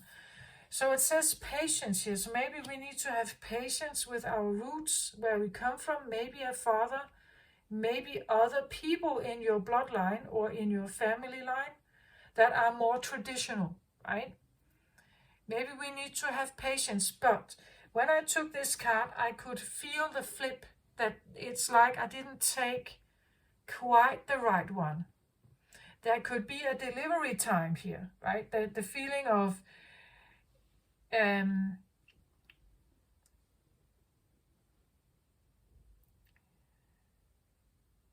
that like these two don't go together. Either I work hard to pay my bills, right? I can't have joy and then feel safe at the same time, right? I can't be too unfocused. This guy can't be too unfocused for a long time. Then he would lose his stability, right? Maybe you need a bit of patience here with yourself and the roots. There could be something about perhaps your legs or your underbelly, as I said, like this is the sacral chakra, this orange color here. The sacral chakra and down. Maybe you have problems with your legs or feet here at the moment because something is shifting. I think you should have patience with this. Just accept your body right now. If you feel like you have problems, issues with walking,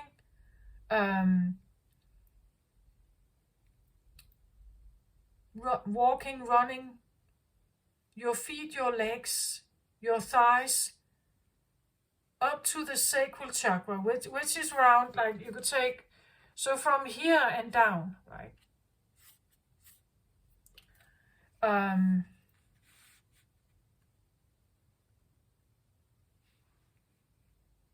So there could be a feeling of a heavier energy here, like in the lower region, and a more uplifted feeling in the chest area, perhaps here.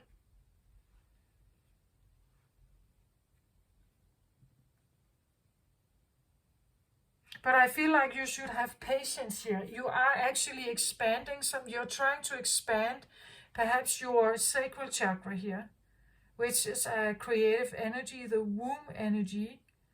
Be patient about perhaps this King of Earth that you would like to embody, maybe. That you would like, there are things about him that are very good, right? As humans, we do need money. We do need to. But again, he could undergo some kind of change. And maybe we need to be a bit patient about this. That, as I said, maybe you are more large or less affair about your garden, right? That maybe it doesn't matter about the weed because you see that it actually attracts bees in a different way, all this tradition, all the order, structure, plan, conformity, traditional views. Maybe you just need to be a bit patient especially if you are dealing with people around you that are family but are a bit, they are still stuck in the matrix perhaps. They could still be working very hard. They could still be in a sense of lack mentality. Maybe you have roots here. And you have to understand that thinking great thoughts or beautiful thoughts of freedom here doesn't necessarily change your your embodied experience. Our body holds on to old experiences. So if you have old inbuilt stored memories here, you need to maybe face them and have patience with this when you want to go full spectrum. Have patience with your body and how your body reacts. So I feel like King of Earth, Earth is typically very much about something that that can be earthy, and Earth can be our body also. That's what at least how I interpret it. Have patience if you feel that you're maybe like underbelly and down, underbelly and downward, that you may feel you have some tightness or pain or something. Just be patient with this, right?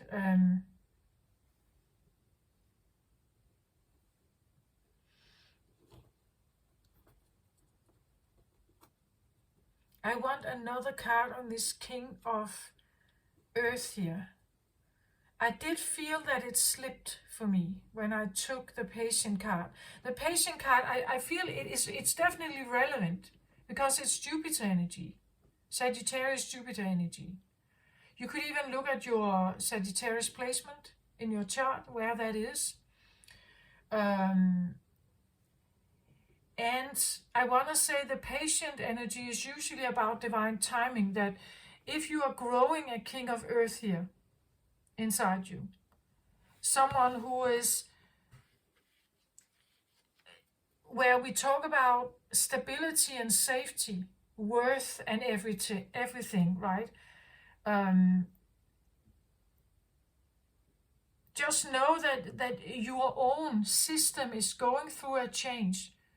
If you've had lack mentality in your life, growing a King of Earth here is not something that necessarily just comes overnight.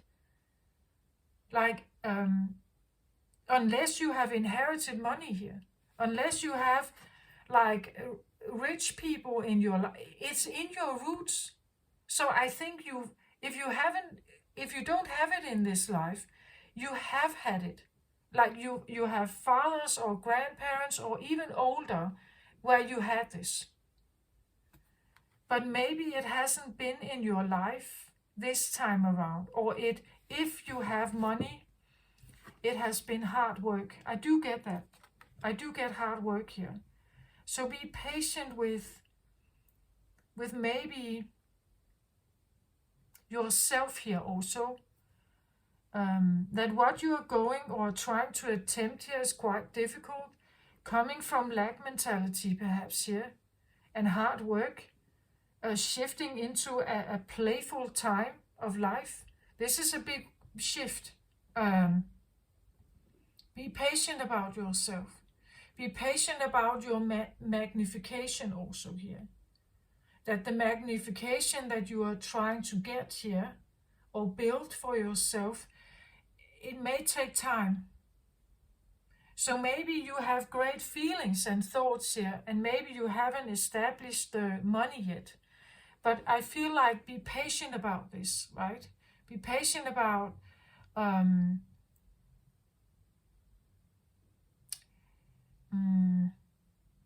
the integration, I feel like. Be patient about integrating everything in your body, and your body may act up on this because there are stored values that are different. Like some of the stored values could be lack mentality. It could be feelings like, I'm not good enough, I don't have what it takes, blah, blah, blah. And if you want to establish a King of Earth in your root here, or reawaken one, remember one, like a past life, right? If you want to awaken that, you have to be patient with the like decluttering of all these limiting beliefs. The root is also about our root chakra. The root chakra is where we hold the most trauma, if we have some, and we all to a certain point have trauma, either from this life or other life. There's karma and trauma stored in the root chakra, if you believe in this chakra system. So again, as I said, from the underbelly here and downward. So there could be a feeling of maybe pain in your legs, like the lower body in some way. I also get something about being very proud and pride maybe here. A bit of stubbornness. There could be something here that is a bit of a stubborn energy to release. Like most people in lack mentality, they work so much because of fear, right? They have fear of starvation, they have fear of dying, they have fear that their family won't survive. So it's literally a survival gene. And some of these survival genes, the very primal fears, they are very stubborn. So please be patient about whatever you may encounter here. That is actually very... Again, I said in the beginning, I talked about Gemini being easygoing, on the lighter side, curious, talkative, a bit playful in your communication, flirtatious, but on the light side, it's and then look at this guy. He is probably the picture of the exact opposite. Like he's definitely not easygoing. He is to the point. A deal is a deal. Grounded. He doesn't joke around. Nothing is easy here and lighthearted, and this is the opposite, right? So to change him, or to change some of these beliefs, be patient, right? Be patient here. And allow something else to maybe shine through and give you some kind of advice. Can I get one more card on the King of Earth here? King of Earth. Knight of Cups. Interesting here. Yeah. Knight of Cups. Oh, interesting, right? I said that he could be quite focused, very structured, ordered, very traditional, and then I get a Knight of Cups here. A Cups is a soft energy. This is emotional. The King of Earth here can be like tough on the outside and a hard worker, and very muscular and very strong. But on the inside here, this is where we can find the soft underbelly, right? Again, orange here, orange featuring orange and red here. Knight of Cups. A Knight of Cups is usually someone who brings love. Like they actually do have a soft center here. The Knight of Cups is dedicated and devoted. He is he's a hard worker, because a knight is always dedicated to a king. The knight works for a king, right? The knight is in service of a king or an emperor, right? The knight is someone who is a trusted protector. He is he usually works according to honor and code, and like very very well-defined principles, and honor is important. There's a code of honor with the knight. He's willing to fight for something. He's willing to defend something. He has very strong principles, and he's very loyal and very devoted to this king. So you see, but there is a softer underbelly here, because he is devoted to love. He is devoted to caring. He is devoted to honor and protect, right? So be patient about yourself, I feel like.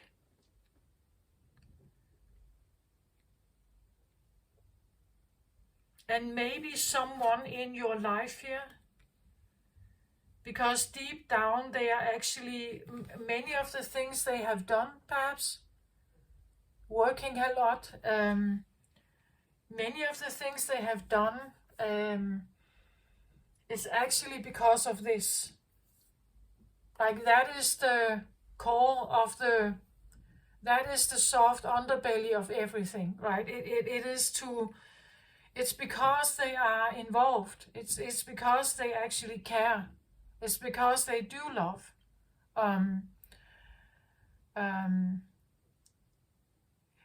And it's at the core of everything. It's the root of everything. You can see the colors here of this card, and how we have similar colors here of orange, brown, red here. There's a matter of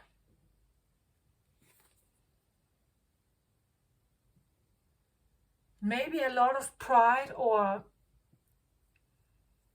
I do still get a sense of a bit stuck energy.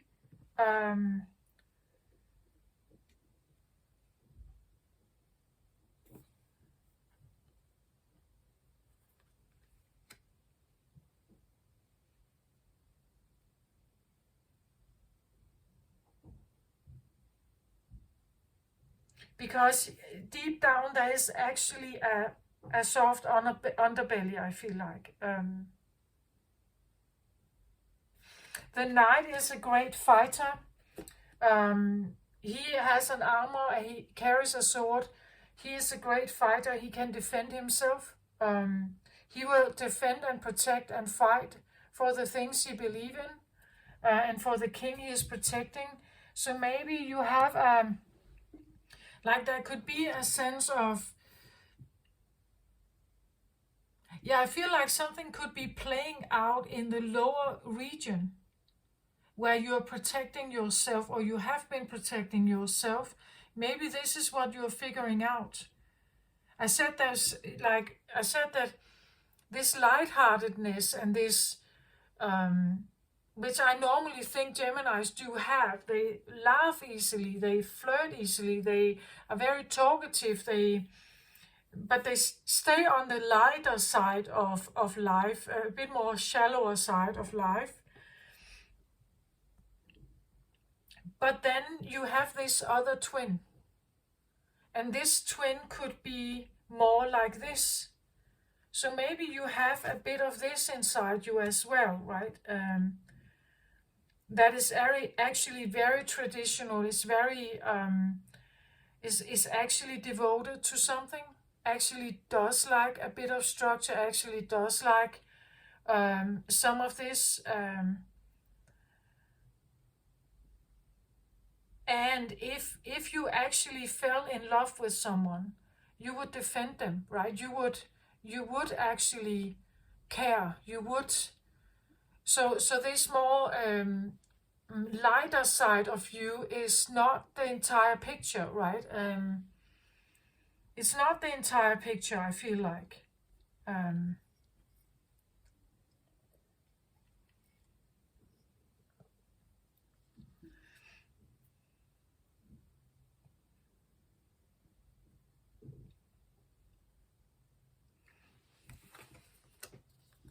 What is the story of this king of earth? I get this feeling of like a,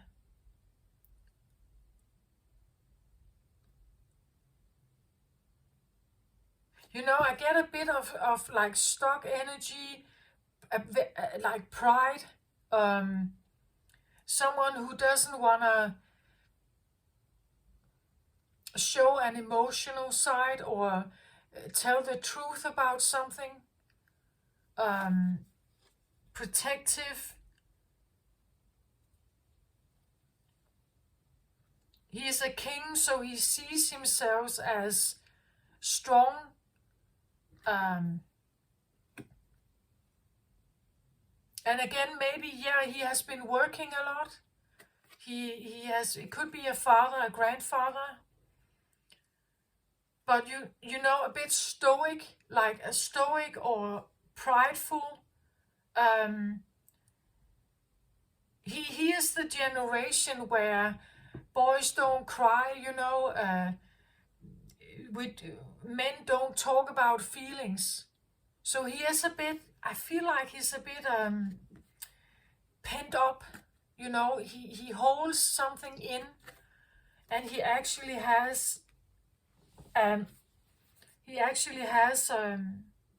a lot of love here and care, right? So be patient with yourself here.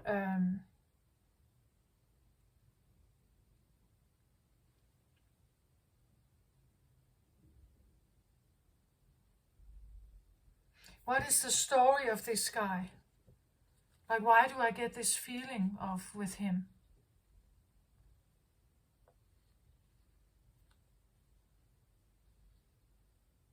Because yeah, a King of Pentacles, usually a King of Pentacles is very successful. He has everything together. He has money in the bank. He has a nice house, a nice car. Could be expensive, could be luxurious. He has probably a crown. He has jewelry, or he has money to buy it. He can buy any outfit he wants. But then when I look at him, it's like,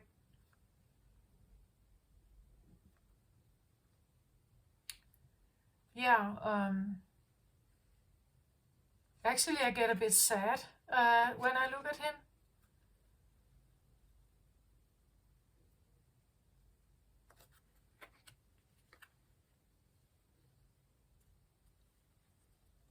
He can buy the mink fur. He can buy the crown. He can buy the Tesla car. He can invest in a mansion. But he's not happy.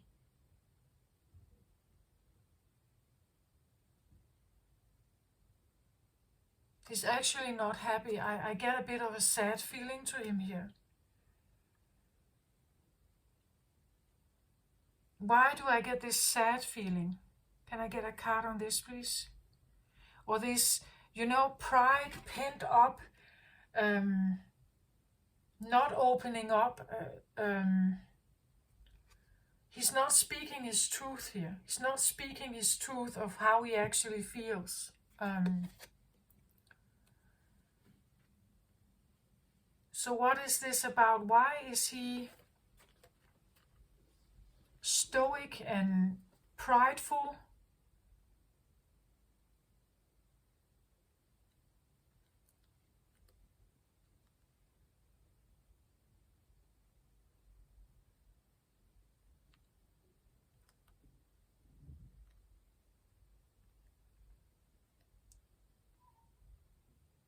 I'm drawn to the pentacle here. And then when I looked at that, then immediately I had this sentence that said, yeah, but that is all I have, right? It's like it's all I have to offer, or everything about me is about the coin. If I can't deliver the coin, that I'm nothing, right?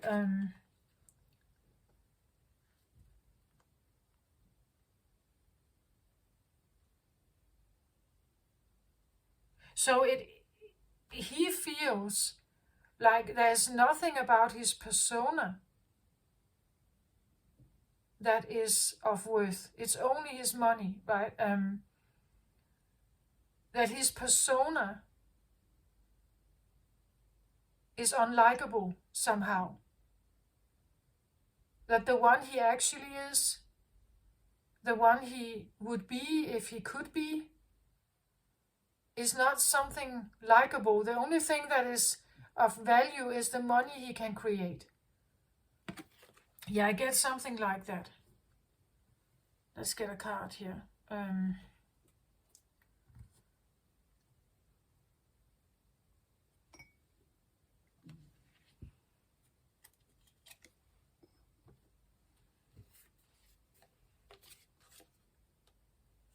And I get yin and yang here, and this would of course suggest your twin element and how opposite they are, right? Like the worlds of one here and the worlds of another here. How different they are, how utterly different they are. But yeah, and it tells me that like the outer exterior here is not at all what he feels on the inside. Like you have an outer exterior that is one kind, and then you have an inner expression that is the exact opposite. Where here he is stoic and stands like a king, but if he should actually speak his truth here, he would become more like a knight. Here he doesn't feel so confident. Here he doesn't feel so accomplished. Here he feels younger also. But you know, that's it. It's like there is an outside thing, and then there is an inside thing.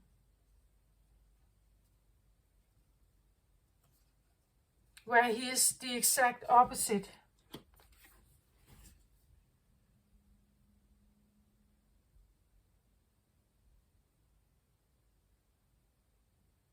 So if we look at this one isolated for a moment, not thinking about the king here, the knight usually serves a king. So it means that he would follow someone else's rules.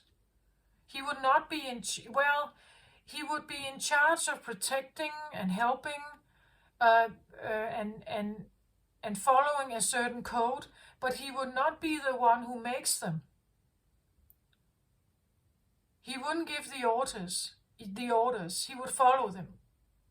So it means that he is more of a follower and not a king, not a leader here. You know, there's a difference in that. Maybe someone has felt that they had to lead and they had to get the money. It was the only way, right? But this one is he's actually more of a lover. Could be a romantic, but still honoring certain codes, you know, that he's more of the romantic side. He definitely doesn't want to lead, I feel like. He is a follower. The knight is always a follower of a king or an emperor. Or perhaps a queen. I don't know, right? But that is definitely a thing here. He has his armor on. He has his cups in his hand, and he's willing to offer it to the one that he finds that is worthy of it. So maybe he's actually on the outlook of a leader. Like if he should actually listen to his internal voice, he would be on the outlook of someone who is more of a leader type. So maybe, Gemini, I don't know, but maybe you have been more of a leader in your life. You know, the responsible one. But actually, deep down, you would want to be the other one. You want to be the one that follows someone else. Because what happens in that? Well, the one that the one that is in charge is literally in charge. of everything. Like, they are in charge of security, safety, money, food, everything. If you are the one that follows a leader, you don't have the same. Like, you don't have the same say, but you also don't have the same responsibility. So there could be a sense of a load that is taken off your shoulder by being a knight here. And then a Knight of Cups. A Knight of Cups, right? A Knight of Cups is a romantic knight. He's a lover. He's not a hard worker here, right? He himself is on the outlook of perhaps a kingdom where there is a king he could follow, right? But the right one that knows something about the cups, not necessarily the earth here. Because the language of earth and water is very different. If you take someone who has a earthy love language, for instance, it would be about buying stuff, buying gifts, inviting the one they are in love with, giving them gifts, giving them like a good time out, a nice, beautiful, luxurious dinner, travel somewhere. It would be about earthy experiences. Buying them jewelry, or expensive perfume, or if it's on the other receptive side, it would be maybe if the receiver was a man, maybe it would be a watch, it would be a car, it would be something like that. But the one who has a earthly love language would use earthly matters. A water love language is very different. It's not necessarily about earthy matters. It's more about devotion, loyalty, respect. It's about communication. It's about connection. It's about love, unconditional love. It's about supporting the other, being there, showing up, and being, like I said, loyal, devoted. So it's a very different kind. It shows up in different ways. So someone feels like he has to come forward with the coin here, otherwise he is not worthy of anything. That it's the only thing that matters. If he can't present the coin, and being a leader, being masculine here, then he can't have success, But then there's the Patient card and the Knight of Cups that tells me something else about him. He could be undergoing some kind of change, where he's realizing something about this. Something about a way softer side, a younger side also. Something that is sprouting, something that is growing, that is new, that is different. Maybe it's a bit uncomfortable because normally you are in control, right? A shadow side of Taurus, for instance, is control. And leaving structure and things behind and becoming more romantic, more loose, more soft, can actually be a bit of a wake-up call, right? It can be a bit of a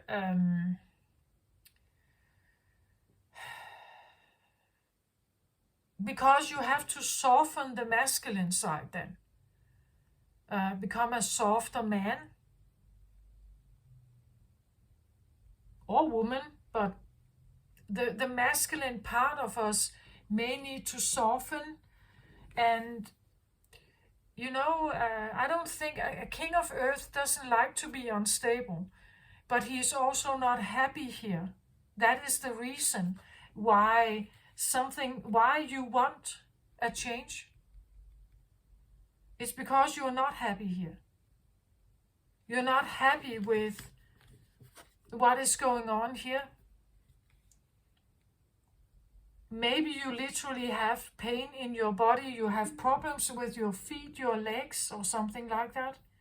And you feel the need to change something. That life is way too serious, as I said, it's way too demanding.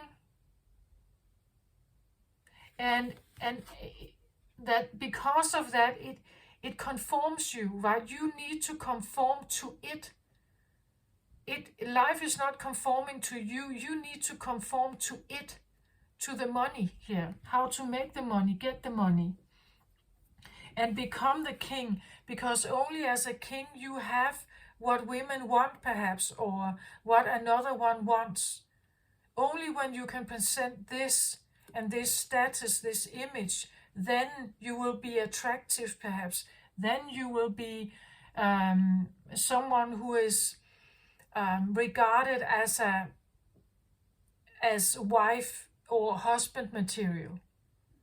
Right? Only when you have this, then you are good enough. Then you, and I don't think this is true. Like, you just need to find the right one, right? You should follow your heart here and go and look for the one that actually understands you as this. Because I don't think, when we look at relationship, sometimes it's very clear that it's not the man that leads. It's the woman that leads. And it's not to say that he's a weak man. It just means that maybe she has more of leadership in her than he has. And actually he's comfortable with this. It's a relief, right?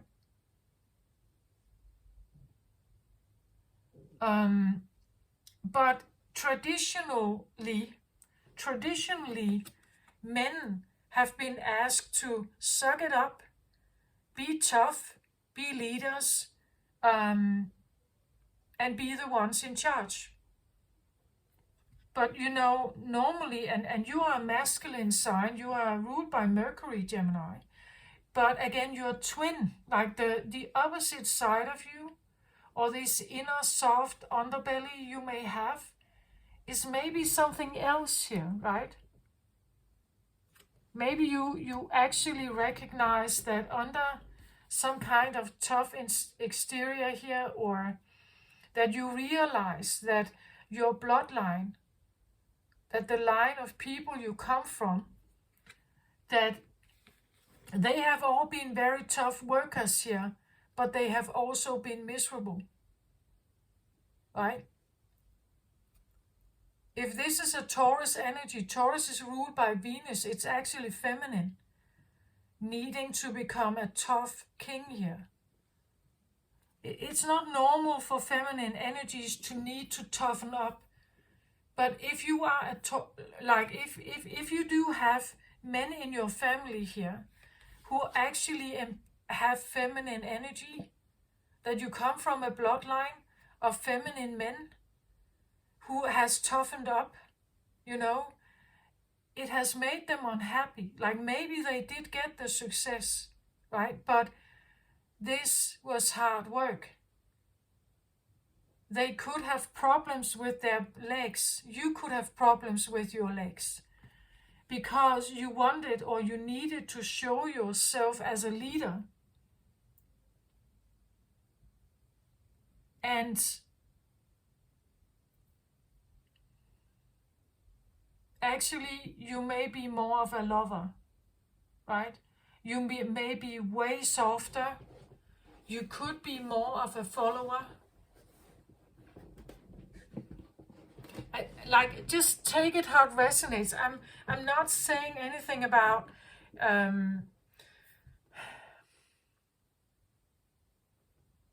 one of the reasons that he is like this is that he's protecting himself, right? Money is a way of protection. Like, if you have money, you can buy yourself out of problems, right? You can have a shelter, you have food. It's a protective mechanism also. So everything that happens and is in the root position is sometimes more heavy, where this is very joyous, very light, very easygoing. Um, Definitely something to put your mind to. Definitely think more of this. I just felt I had to dive a little bit into this because there is this feeling that I had in the beginning of like this outer shell, and then when you peel off the leaves, then eventually you get to this inner core that is this fresh new, almost fresh little sprout, the youngest one, where the oldest one are out here, right? But this little one is this very little, almost very light green, or sometimes even white, inside a salad, inside salad, right? And this is very delicate and very fine, and that's what I feel here. That's what I get here. I get something again, because he operates from a code of honor. It's very,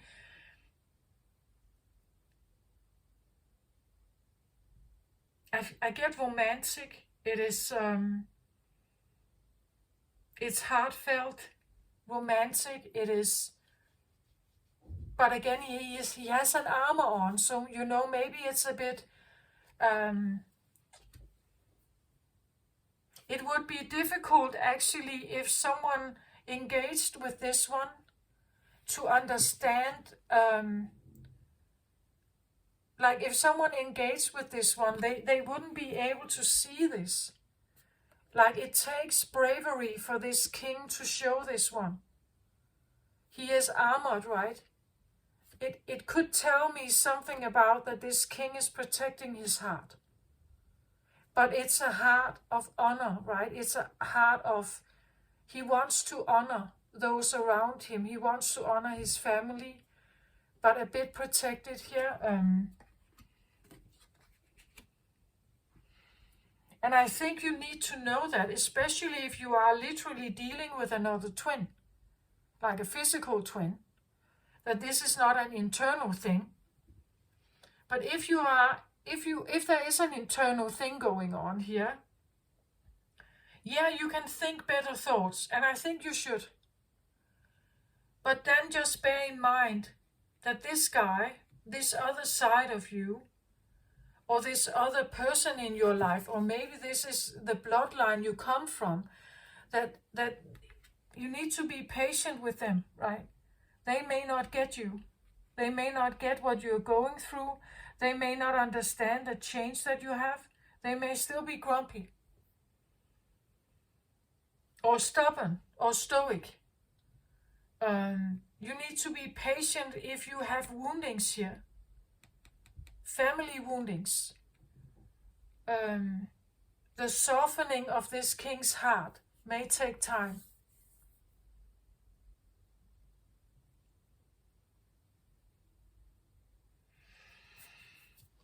Another card on this King of Earth here.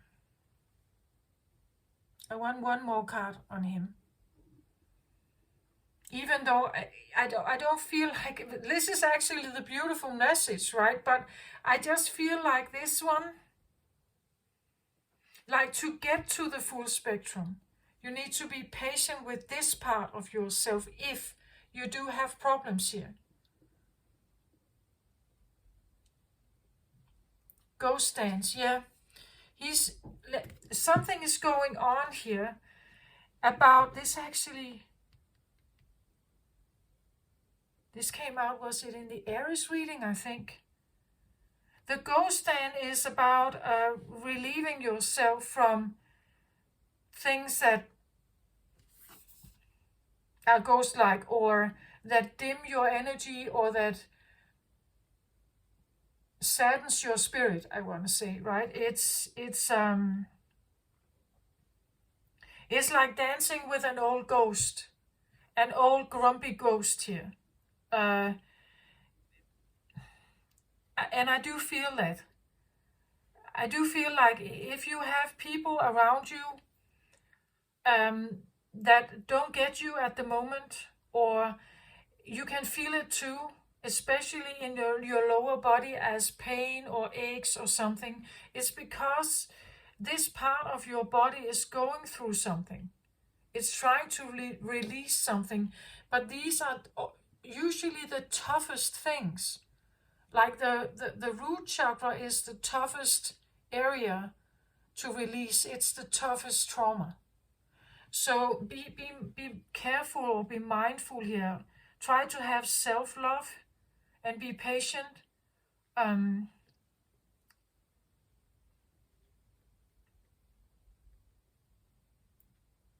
be kind to yourself here. I really feel that, Gemini. Of course you should think good thoughts here. Keep it up, of course. It's like when you look at this person here, it's like there's one kind of color up here, and then there's another kind of color down here, this orange one, right?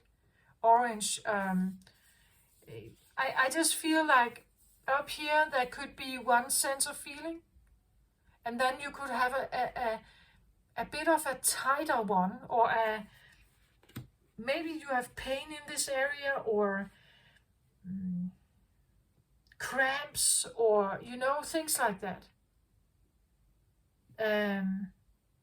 Maybe it even shifts, like one day it's cramps, one day it's tightness, another day it's a pain, something going on there. And I think you should just try to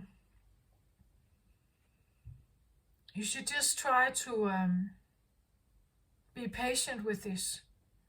Let's have one more card on this upper energy here. The Circle of Eternal Joy. Crown chakra, yeah, the unlimited self. This is soul awareness, right? That you know more than is in the matrix. You have moved beyond, as this card also talked about. You are no longer limited by black and white or the matrix thinking. You're definitely open. Like the upper part of you, look at the matching colors here also of the upper center here and this color, right? And then look at how it connects in the underbelly here, and then it becomes deeper red and similar to this one. So that's synchronistic. I feel like, again, it's like he's down here, right? Like the color spectrum here is down here, right? So you could have this feeling of like an internal dance, where a part of you feels actually yay, and a part of you is ooh, right? And it's part of the release. I feel like that you may be going through. One more card on the Circle of Joy here.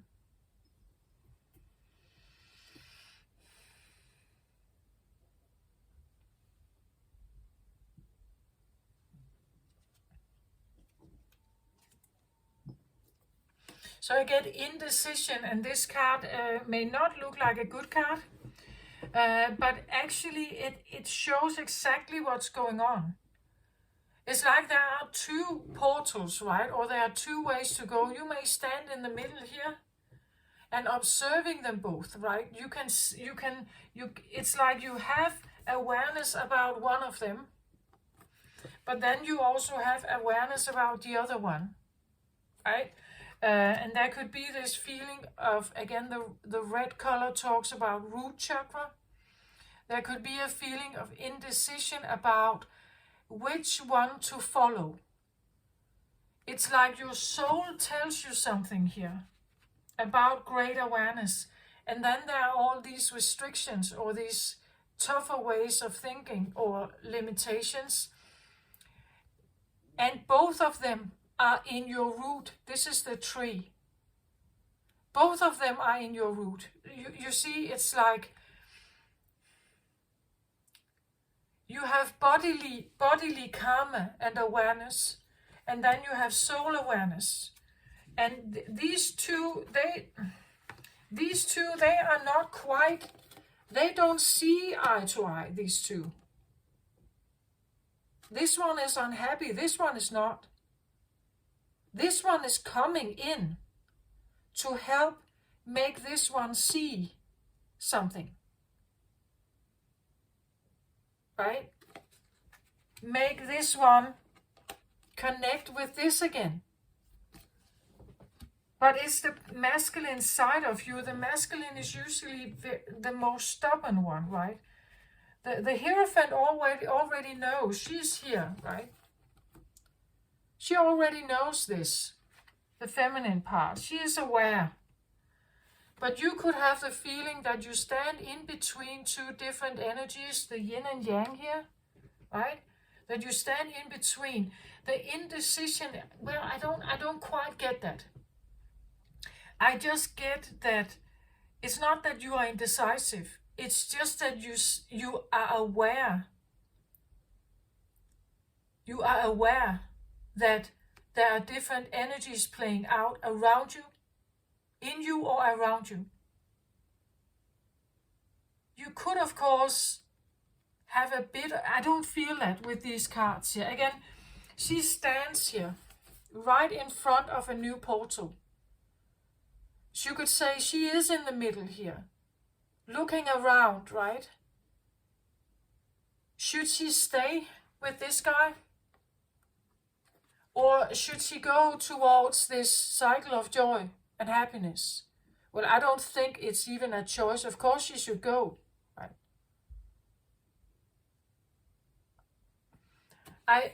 I believe that the world is going through a shift right now where we are realizing that some of our family members, those that we love very dearly, they may not come with us into the fifth dimensional realm of Eden, right? Like they may not come with us towards Eden. They may stay in the third dimension, like these timelines that can actually exist. I believe there are more. There are several, not just these two, right? And depending on your consciousness level, you belong to either one or several others, right? If you are in lack mentality and you are grumpy and you are sad, you are reluctant to change, you are scared, you are frightened, and you are full of old programming, right? Like it's the ghost dance. We go through stuff here, and maybe they stay behind. Maybe they are not willing to change. Maybe they are never willing to open up. Maybe they stay behind. Maybe they stay in the third dimension because they can't shift, they can't change, they can't. They're going through a ghost dance. Something is happening, I feel like, with the Patience card and the Knight of Cups. There is a molding, but actually you have no say in it. I think that this is something that is going on inside your body. It's a bodily thing. Everything that relates to the root chakra and the legs and feet, this is more animalistic. It connects more with the earthly realm and the animal realm, the animalistic part of us. You can't think your way out of that. You just have to let your body deal with it in its own way.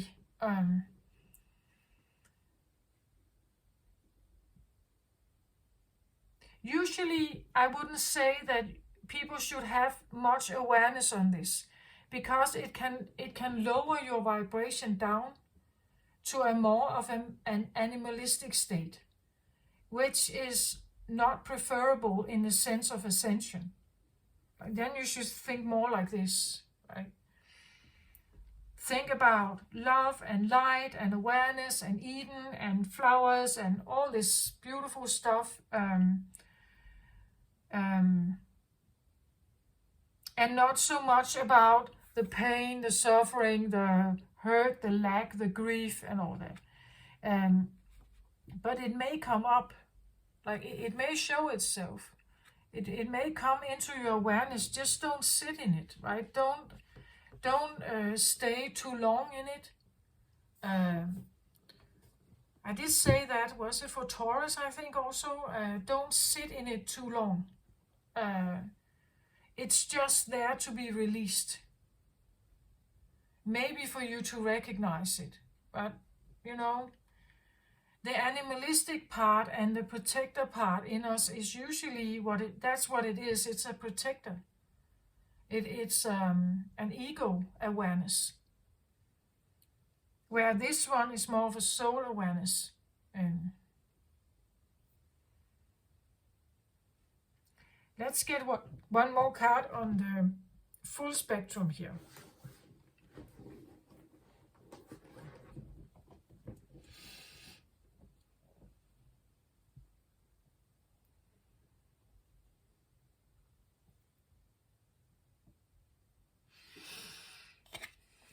So again, I get orange color here. 3 of Gabriel is like 3 of Wands. Prosperity arising from wise planning. Time to take the next step. Optimistic plans that turn out as expected. This is like your ships are coming in. Maybe you have been wondering, you have been standing looking for what's going on. This seems like a bit like this card. Quite an optimistic card. It's your lucky day, new resources of money, time and support, a change in job and promotion, right? Prosperity arising from wise planning, time to take the next step, optimistic plans that turn out as expected. And I think you should do that. You should keep your mind on the perspective, on the you could say the optimistic side of everything. It's not really about choosing, I feel like. It's about what your soul tells you. Like the soul is you. This is the real you. This is more of an ego thing. Ego is a protective mechanism about the life we live here on earth. Like it's all our antennas, right? It's the way we scan the world and how we choose from those scans. Like it's the choices, it's all the programming you know, that maybe you can release this one. If this is like a father or a grandfather or, you know, like a tradition in your family about toughening up and being tough and masculine and a leader and a self-starter and, you know, someone who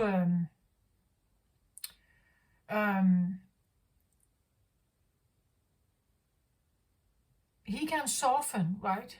He doesn't have to be so tough all the time. But you see, he's going through a ghost dance here, and it tells me that, well, maybe you have symptoms, like physical symptoms. And what you can do actually is trust the process. Just trust the process. And if you feel like your body is becoming a bit uncertain about stuff, just tell yourself that everything is all right. It's going according to plan. We keep the awareness up here. It's actually interesting that if you think negative thoughts, your body cramps up more. If you start to tell your body different thoughts, that everything is all right, it's going to be okay, just relax, it actually starts relaxing.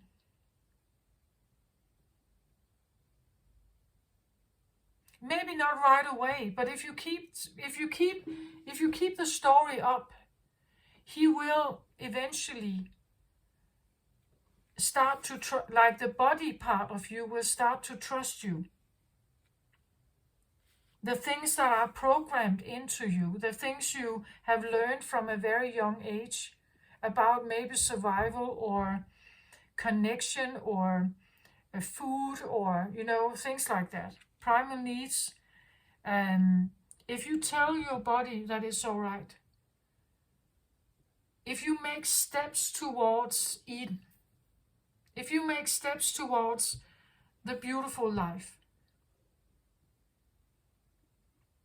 whatever that is for you, maybe you get a different job, maybe you move to another location that is more aligned with you,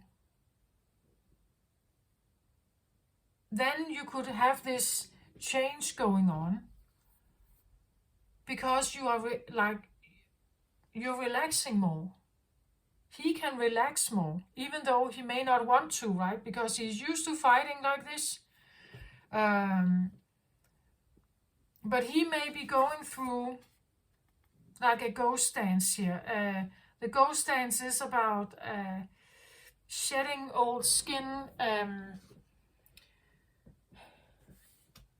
It's about facing certain fears.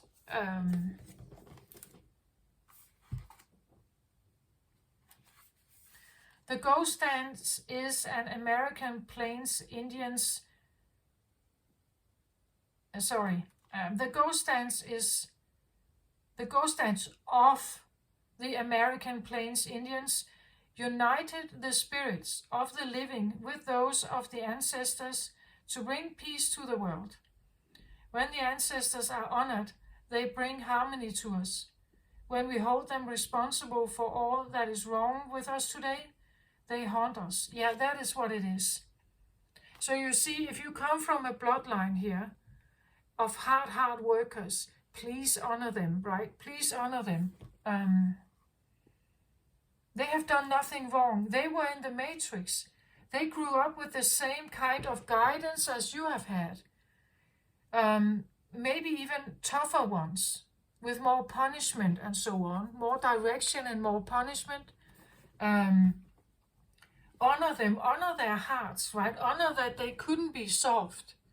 Honor that they lived a certain life, and that life was maybe not of their own choosing, but what society and the matrix dictated, right? Maybe just honor that, even though you are estranged from them, even though you are angry with them, or even though you don't like them. Please do that, right? Even if they are toughened up and they have a heart, they have closed off their heart, just know that there could be a reason for that, and they have done the best they could, right? So it's about uniting the spirits of the living, so you, with those of the ancestors, to bring peace to the world. When the ancestors are honored, they bring harmony to us. When we hold them responsible for all that is wrong with us today, they haunt us. Honor the spirits of the ancestors and receive their lessons and gifts. And this is what I feel like is here. So if you can do this work here, be patient with it, right? And have love here. Bring love forward. Allow them to bring it to you. And try to eliminate these more painful feelings. The ancestors have a message of healing and a powerful medicine to offer you. Create a sacred moment at your altar, light a candle to them, and let their wisdom infuse you. At this stage in your life, you are done repeating their tragic stories. Step into the abundance that is offered to you.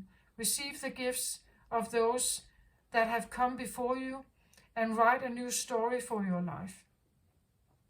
If you are trapped in a vicious cycle of nostalgia, mourning, a lost youth, or opportunities missed, it is time to make an altar for the ancestors. collect a few photos, light some incense, offer sage, and open the windows for your house to release them to their destiny and to the wind. Be wary of being snared in a relationship with someone from a past lifetime, as the people we loved or hurt have a way of reappearing in our lives. There is no learning for you there anymore. And you see, if this is a twin, like if you have a physical twin,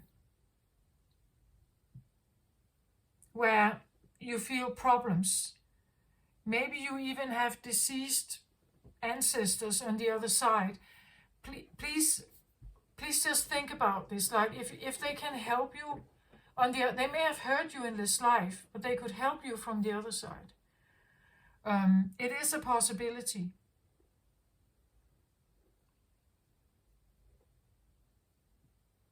So very much I feel like for these readings, it is so much about honoring those who have been here before us. Just know that you wouldn't be alive without them, right? You wouldn't be alive without your maybe grumpy parents here, or grandparents, or toughened up parents or grandparents here. You wouldn't be alive without them, right? Even though they may have hurt you, or misunderstood you or something like that, they have had probably a pretty tough life too.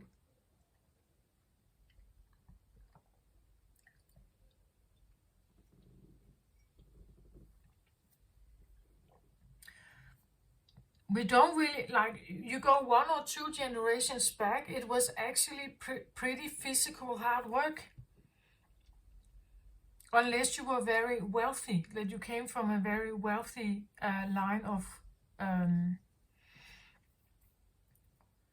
his bloodline. Otherwise, it was actually very hard work. Many hours, right? So maybe we should just, before you jump over here, or before you decide, just take a moment to honor them and what they have gone through, even though they may have hurt you. Again, I say this is could be a father, but it could also be a mother, but with a very masculine energy. Very structured, very tough, very, very ordered, very conformed, with very strict rules. That could be what a king of earth, it doesn't have to be a man. It's just an energy imprint, right? That shows a man. So you could have a mother who was very much like this. And this could be the one that you actually need to perhaps honor, right? And just know that she didn't become like that just overnight. Like, maybe she did have leadership skills, right? But the toughness and also the sadness that is here, because I do feel there is a sadness too, and a lot of responsibility, like a big amount of like feeling of responsibility, for the hurt, you could say, for everyone. That this is something that you learn, right? You learn to be like this. You take on maybe way too much, but this is the only thing you have learned, right? That you had to become like this.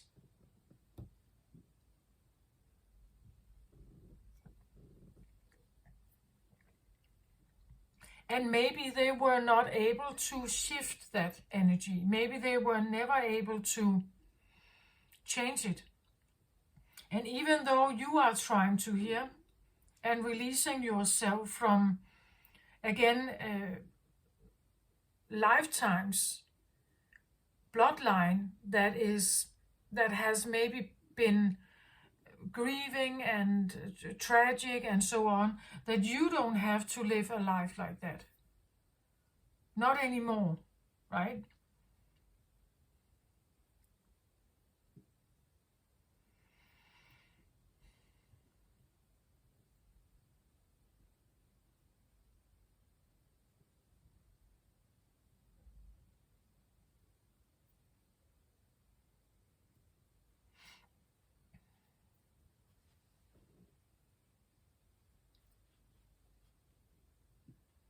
Again, depending on what the level of this is, there's a patient card here. Maybe releasing some of this is a step-by-step process, because, you know, if this is a parent, for instance, right, and they are on the other side, well, parents, we go through a lot of stuff with parents. So maybe we need to, like, they may have hurt us many different times in many different areas. And maybe the forgiveness or the honoring here of them and the life they may have lived, the life that toughened them up like that, the pain they may have endured, maybe we need to go through some of this step by step too, right? That it's that the ways they could have hurt you in different areas perhaps of your life, that some of the exact areas could be where they have been hurt, right? And this is what we may feel as in pain, insomnia, you know, mental health problems, physical illness, pain in the body, voices, you know, like this feeling that you can hear your father's or mother's voice correcting you, right? Or punishing you or screaming at you or whatever it is.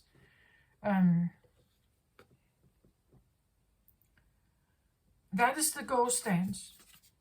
Then you are dealing with maybe a more of a haunting feeling, but you could have a release. Like a release usually comes when we can tune into the fact that once they were also children, and maybe they didn't get the best upbringing. Like maybe it was actually a very strict and very difficult upbringing. Maybe there wasn't food enough, maybe there was little shelter, or maybe there was only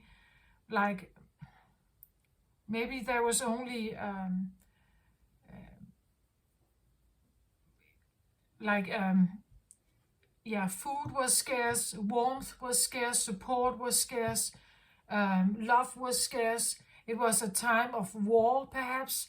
It was a time of, as we say, that boys don't cry and all this stuff. That there's a reason sometimes for why people behave in a certain way that may seem closed off. But yet again, when I look at him, I also see a sense of sadness.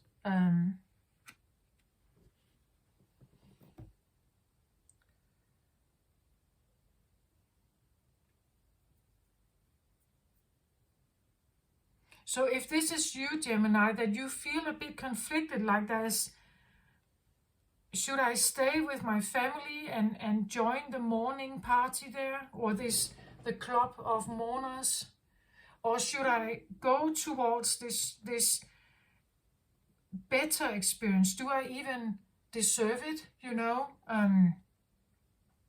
do I deserve this?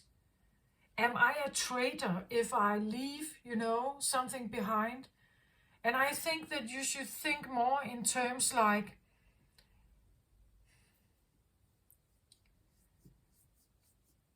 anyone on the other side, like ancestors on the other side, wouldn't want you to live a life of pain. Like they would want you to live a life of green grass and roses and peace and joy. and bliss. They wouldn't want you to relive your great-grandparents' pain here, right? They wouldn't want that. But usually we trust our parents, like the upbringing we get, the advice we get, like we usually trust it. It's the only thing we have, right? So it usually we know that we belong to them. We know that we can't live without them. We can't manage without them. So we are dependent on them. We are quite codependent, actually, when we are young children, on our parents and caretakers. And we get to breathe, smell, taste, think, feel some of the same feelings that are in the home. And if you have someone like this in your home here, and you're listening to their advice, you're listening to what they are telling you about life, what they are telling you about money, what they are telling you about work, it kind of becomes your programming, it kind of becomes your default setting, whether we want it or not.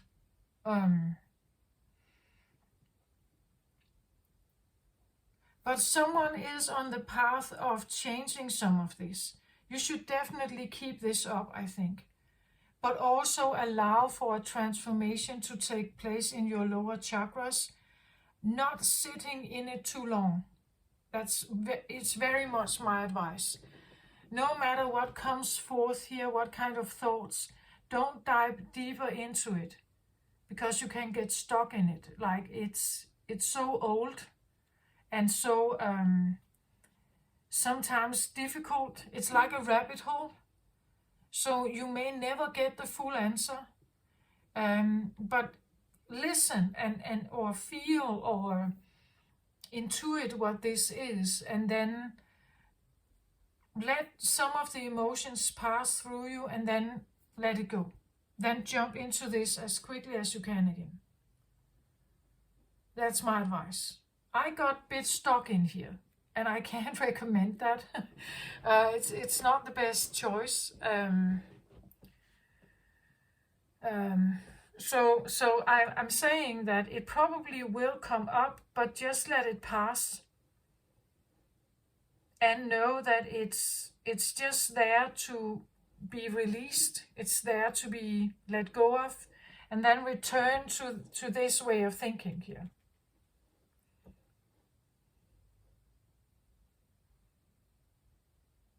I feel like it's already there, right? The ships are already coming in. You can feel it, I think, Gemini.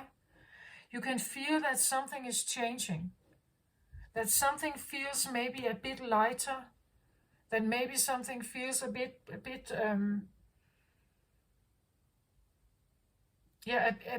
fresher. A bit tastier. Maybe it literally feels like life tastes differently. That there's another smell in the air, something like that. This is what I have, Gemini. So an advice card. Let's just get a final one here, an advice card for Gemini on this situation, especially if you feel this, if you feel indecision, actually.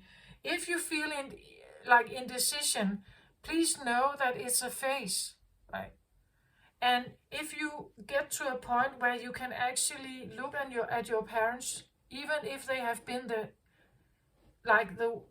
most violent, screaming, crazy people, abusive people, if you can somehow detach yourself from this experience, detach yourself from the fact that this is what they did. It's not really what they did. It's what their ego did. The voice in their head. The beating that they have received. It's the beating, the violence they have experienced, the poverty, the war experiences, the all the way back to like really being very, very poor and have endured maybe harsh, difficult winters and so on. Just try to have a bit of empathy for that. I know that if you've had a really, really, really bad experience with someone, I know it's very difficult. Believe me, I've been there. But nonetheless, just know that, for instance, a narcissist is created. Like a narcissistic personality trait is usually a protective mechanism that comes from immense abuse. So if you have a parent like that, or you have brothers or sisters or siblings or a twin like that, I'm sorry, of course, for you. But just know that this is a defense mechanism. I'm definitely not excusing everything. I'm just saying, if someone has developed a narcissistic personality disorder, not just narcissistic traits, a disorder, they have been experiencing immense abuse and terror and horror. And if you can just for a moment sit with that and know that, okay, I'm going to maybe just for a little second, I will sit here and maybe have a sense of empathy for what they turned into, which could have been a monster, right? But what they turned into, because underneath it all, there could be a kindness. But that kindness can never, ever, ever show itself. If you've listened to Sam Vaknin, he's a professor of psychology, and he is a diagnosed narcissist. He is extremely established in the psychological field. He is a professor. He's a teacher. He has been teaching at university. But he's not hiding anything. He's telling the story of him being a narcissist. And he has also been quite honest about his experience with himself, that he has an awareness that there is something else there. But this other self or this other thing in him can never ever get out. It can never ever ever show itself. He knows that it's there, but he can't really, he doesn't know how to open the door and get him out, because it's a very scared child, right? That's in there. A very, very scared child, and it's hiding, right? So there is only this narcissistic persona of his. He actually knows it's like there's something else there, but he can't seem to really talk to it. Like it's so buckled up, and he's not going there. Like his narcissistic personality trait will never ever allow him to go there. So just to say that I have a very different perspective about good or bad, or good and evil today. It doesn't mean that I want to hang around evil, right? It doesn't mean that I want to stick around and be abused. But it means that I can, from a standpoint far away, I can have empathy. And even for those who have lived, whom we know could have had very tough lives, I can have empathy. I can be grateful that they lived their lives so that I can live mine, knowing that they may have been terrible parents. They may have been like terrible siblings, but they lived a life maybe with immense problems or addictions or other stuff. And that is the gold stands. Like this is what they have to face some of this. You may have to face it. And it's in your roots here. That is what I want to say, Gemini. It's in your roots. So either you recognize this or you don't, right? You have grown up with this. It has been part of your maybe family. It is in your head, like it's in your DNA. It's in your blood. A part of you is still feeling, smelling, touching, and thinking like this. But you can shift your awareness here. It will just take time.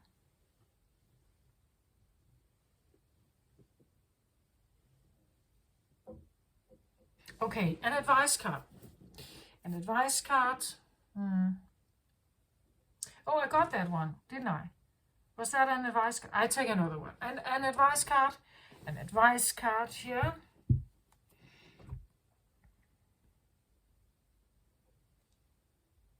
Temperance, yeah. Temperance is already here. Patient card, temperance. Temperance is about patience, divine timing. It's about the mixing of the waters. It's about the blending of the waters here.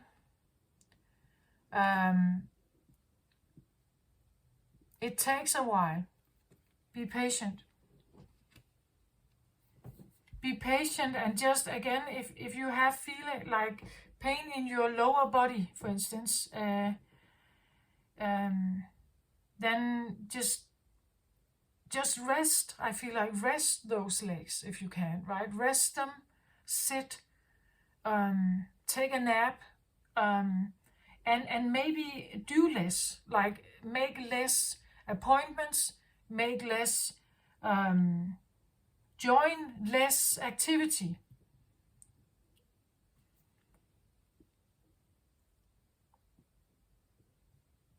Yeah, be patient with yourself.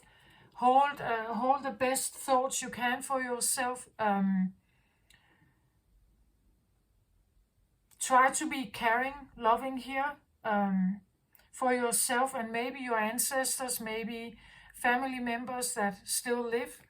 Just know that some of the behavior that they may have, it just comes from like old times, right? It's old experiences. It has to do with them, not you. Or it has more to do with them than it has to do with you. It's a reflection of their experiences, their the way they grew up. And maybe just have patience with them, like a mother has patience with her child. You may need to have patience with your parents even, or siblings, and just know that they are not in Eden. Like they haven't done this. They're not doing this. So they are not in Eden. They could be in this feeling, right? They are not in Eden. Maybe they're making no attempts whatsoever to go there or try to get this for themselves, to go to the fifth dimension. Maybe they have, you see, no attempts whatsoever to change. And, well, we can't quite force someone. If we are forcing someone, we become like them, right? We can inform, and then we can just release. It's the only thing you can do. And some will not come along. Like some will not join the fifth dimension. Some will never find Shambhala or Eden here. Someone will never release themselves from trauma. Some can, perhaps not. And some won't. Even like closest family members, maybe even your children.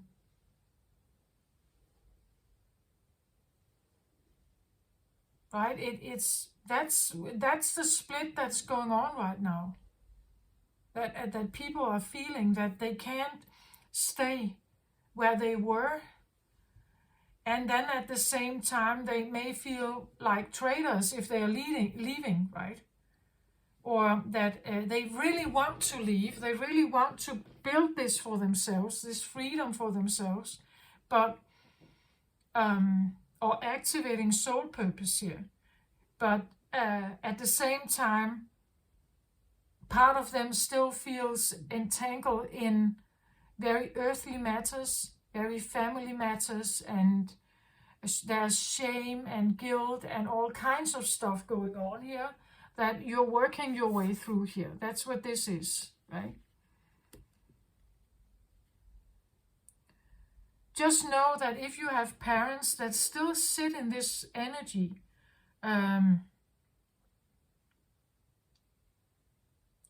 like maybe their soul has chosen not to awaken. Not in this lifetime, right? Maybe the next one. And be wary about past life relationships that may come in at this point in time, because it's probably not that helpful. So if you meet someone you never met before, and there's this strong instant recognition that there's something about them, it's like you know them. Of course, it could feel like a good thing, but it could also be part of this. So be kind to yourself, and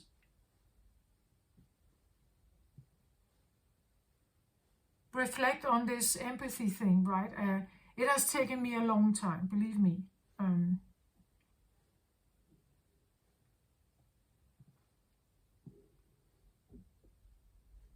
But I must say also, like, the spiritual awakening I have been through has been very messy. Like, it has challenged me in so many different areas, physically, socially, mentally, emotionally, with my housing, with my money, everything.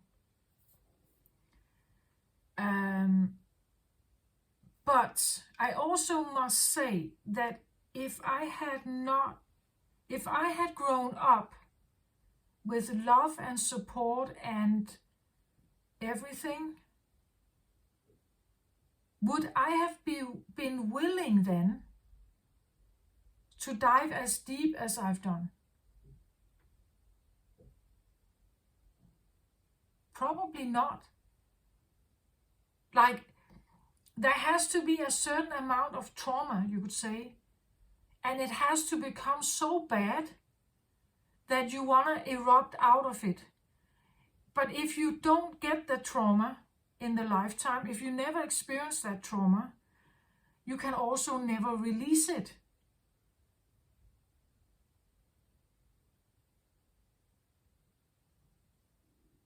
Maybe you're releasing some of the trauma that your ancestors have been carrying here. And for that, they will hold great love for you, right? They will applaud you from the other side, taking this on. I've been thinking about this. If I grew up in a very loving, caring family, I would never have dived as deep as I've done. I would never have evolved the way I think. I would never have explored thought patterns. I would never have learned about power struggles in the manner that I've learned. I would never have figured out how to switch energies and something. I would never have done that, right? Unless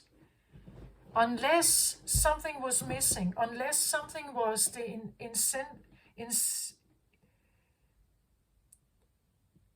unless something was vital enough for me to do so. And some even say that we actually agree to the life that we get. So we already beforehand, before we incarnate as souls, we are already agreeing on what's happening. The point is, though, that the soul doesn't really feel pain. The body does.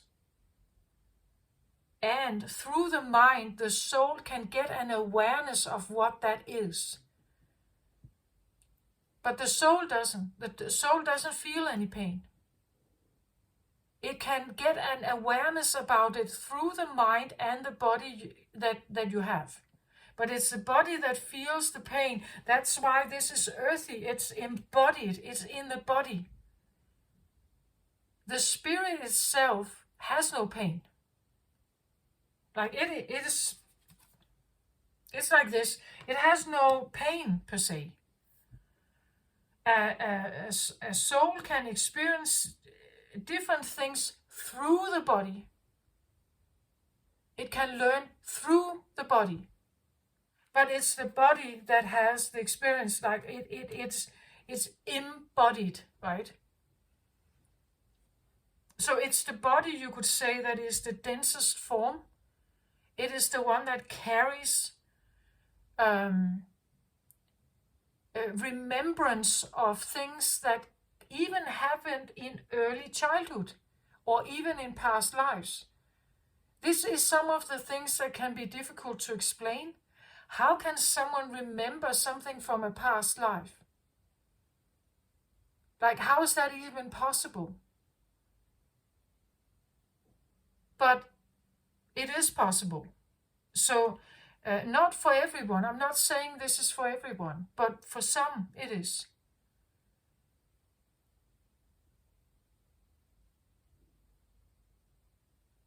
Children are actually, some children are quite good at this, actually.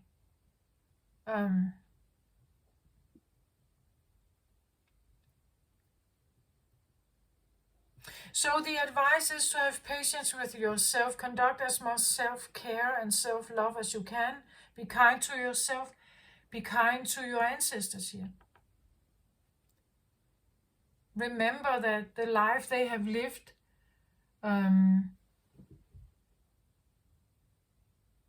there has been a lot of things going on for them. The more we hold on to like the grudge of something, the more this has power over you. Like if you become reactive, every time you think about it, you become angry, you know.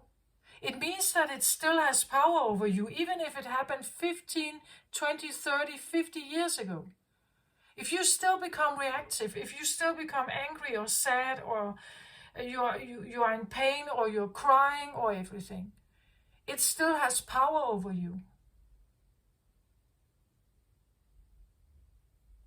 That's why it haunts you, right? That's why it haunts you.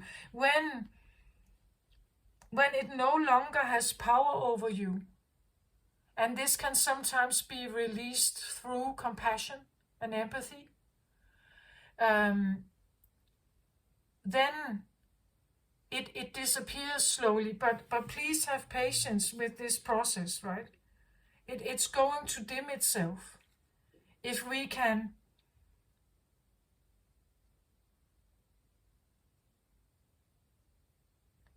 accept that maybe they will never change, even if this is your children. Maybe you will never have a good connection with them, those that are alive. On the other side, they usually, like the spirit realm is full of love, so they have an immense love for you and support for you. But if you're disconnected from the spirit realm, if you're disconnected, or you just hated your grandparents or something like that, or you hold a grudge on them,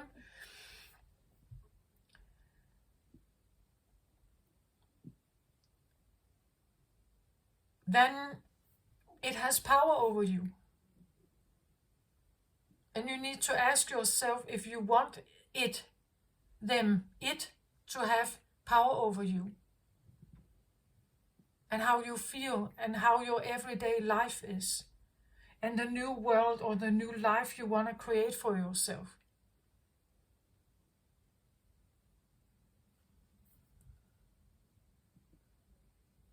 Yeah, this is what I have. Gemini, I hope this helps somehow. Take care of yourself out there. Love and light to you. Bye bye.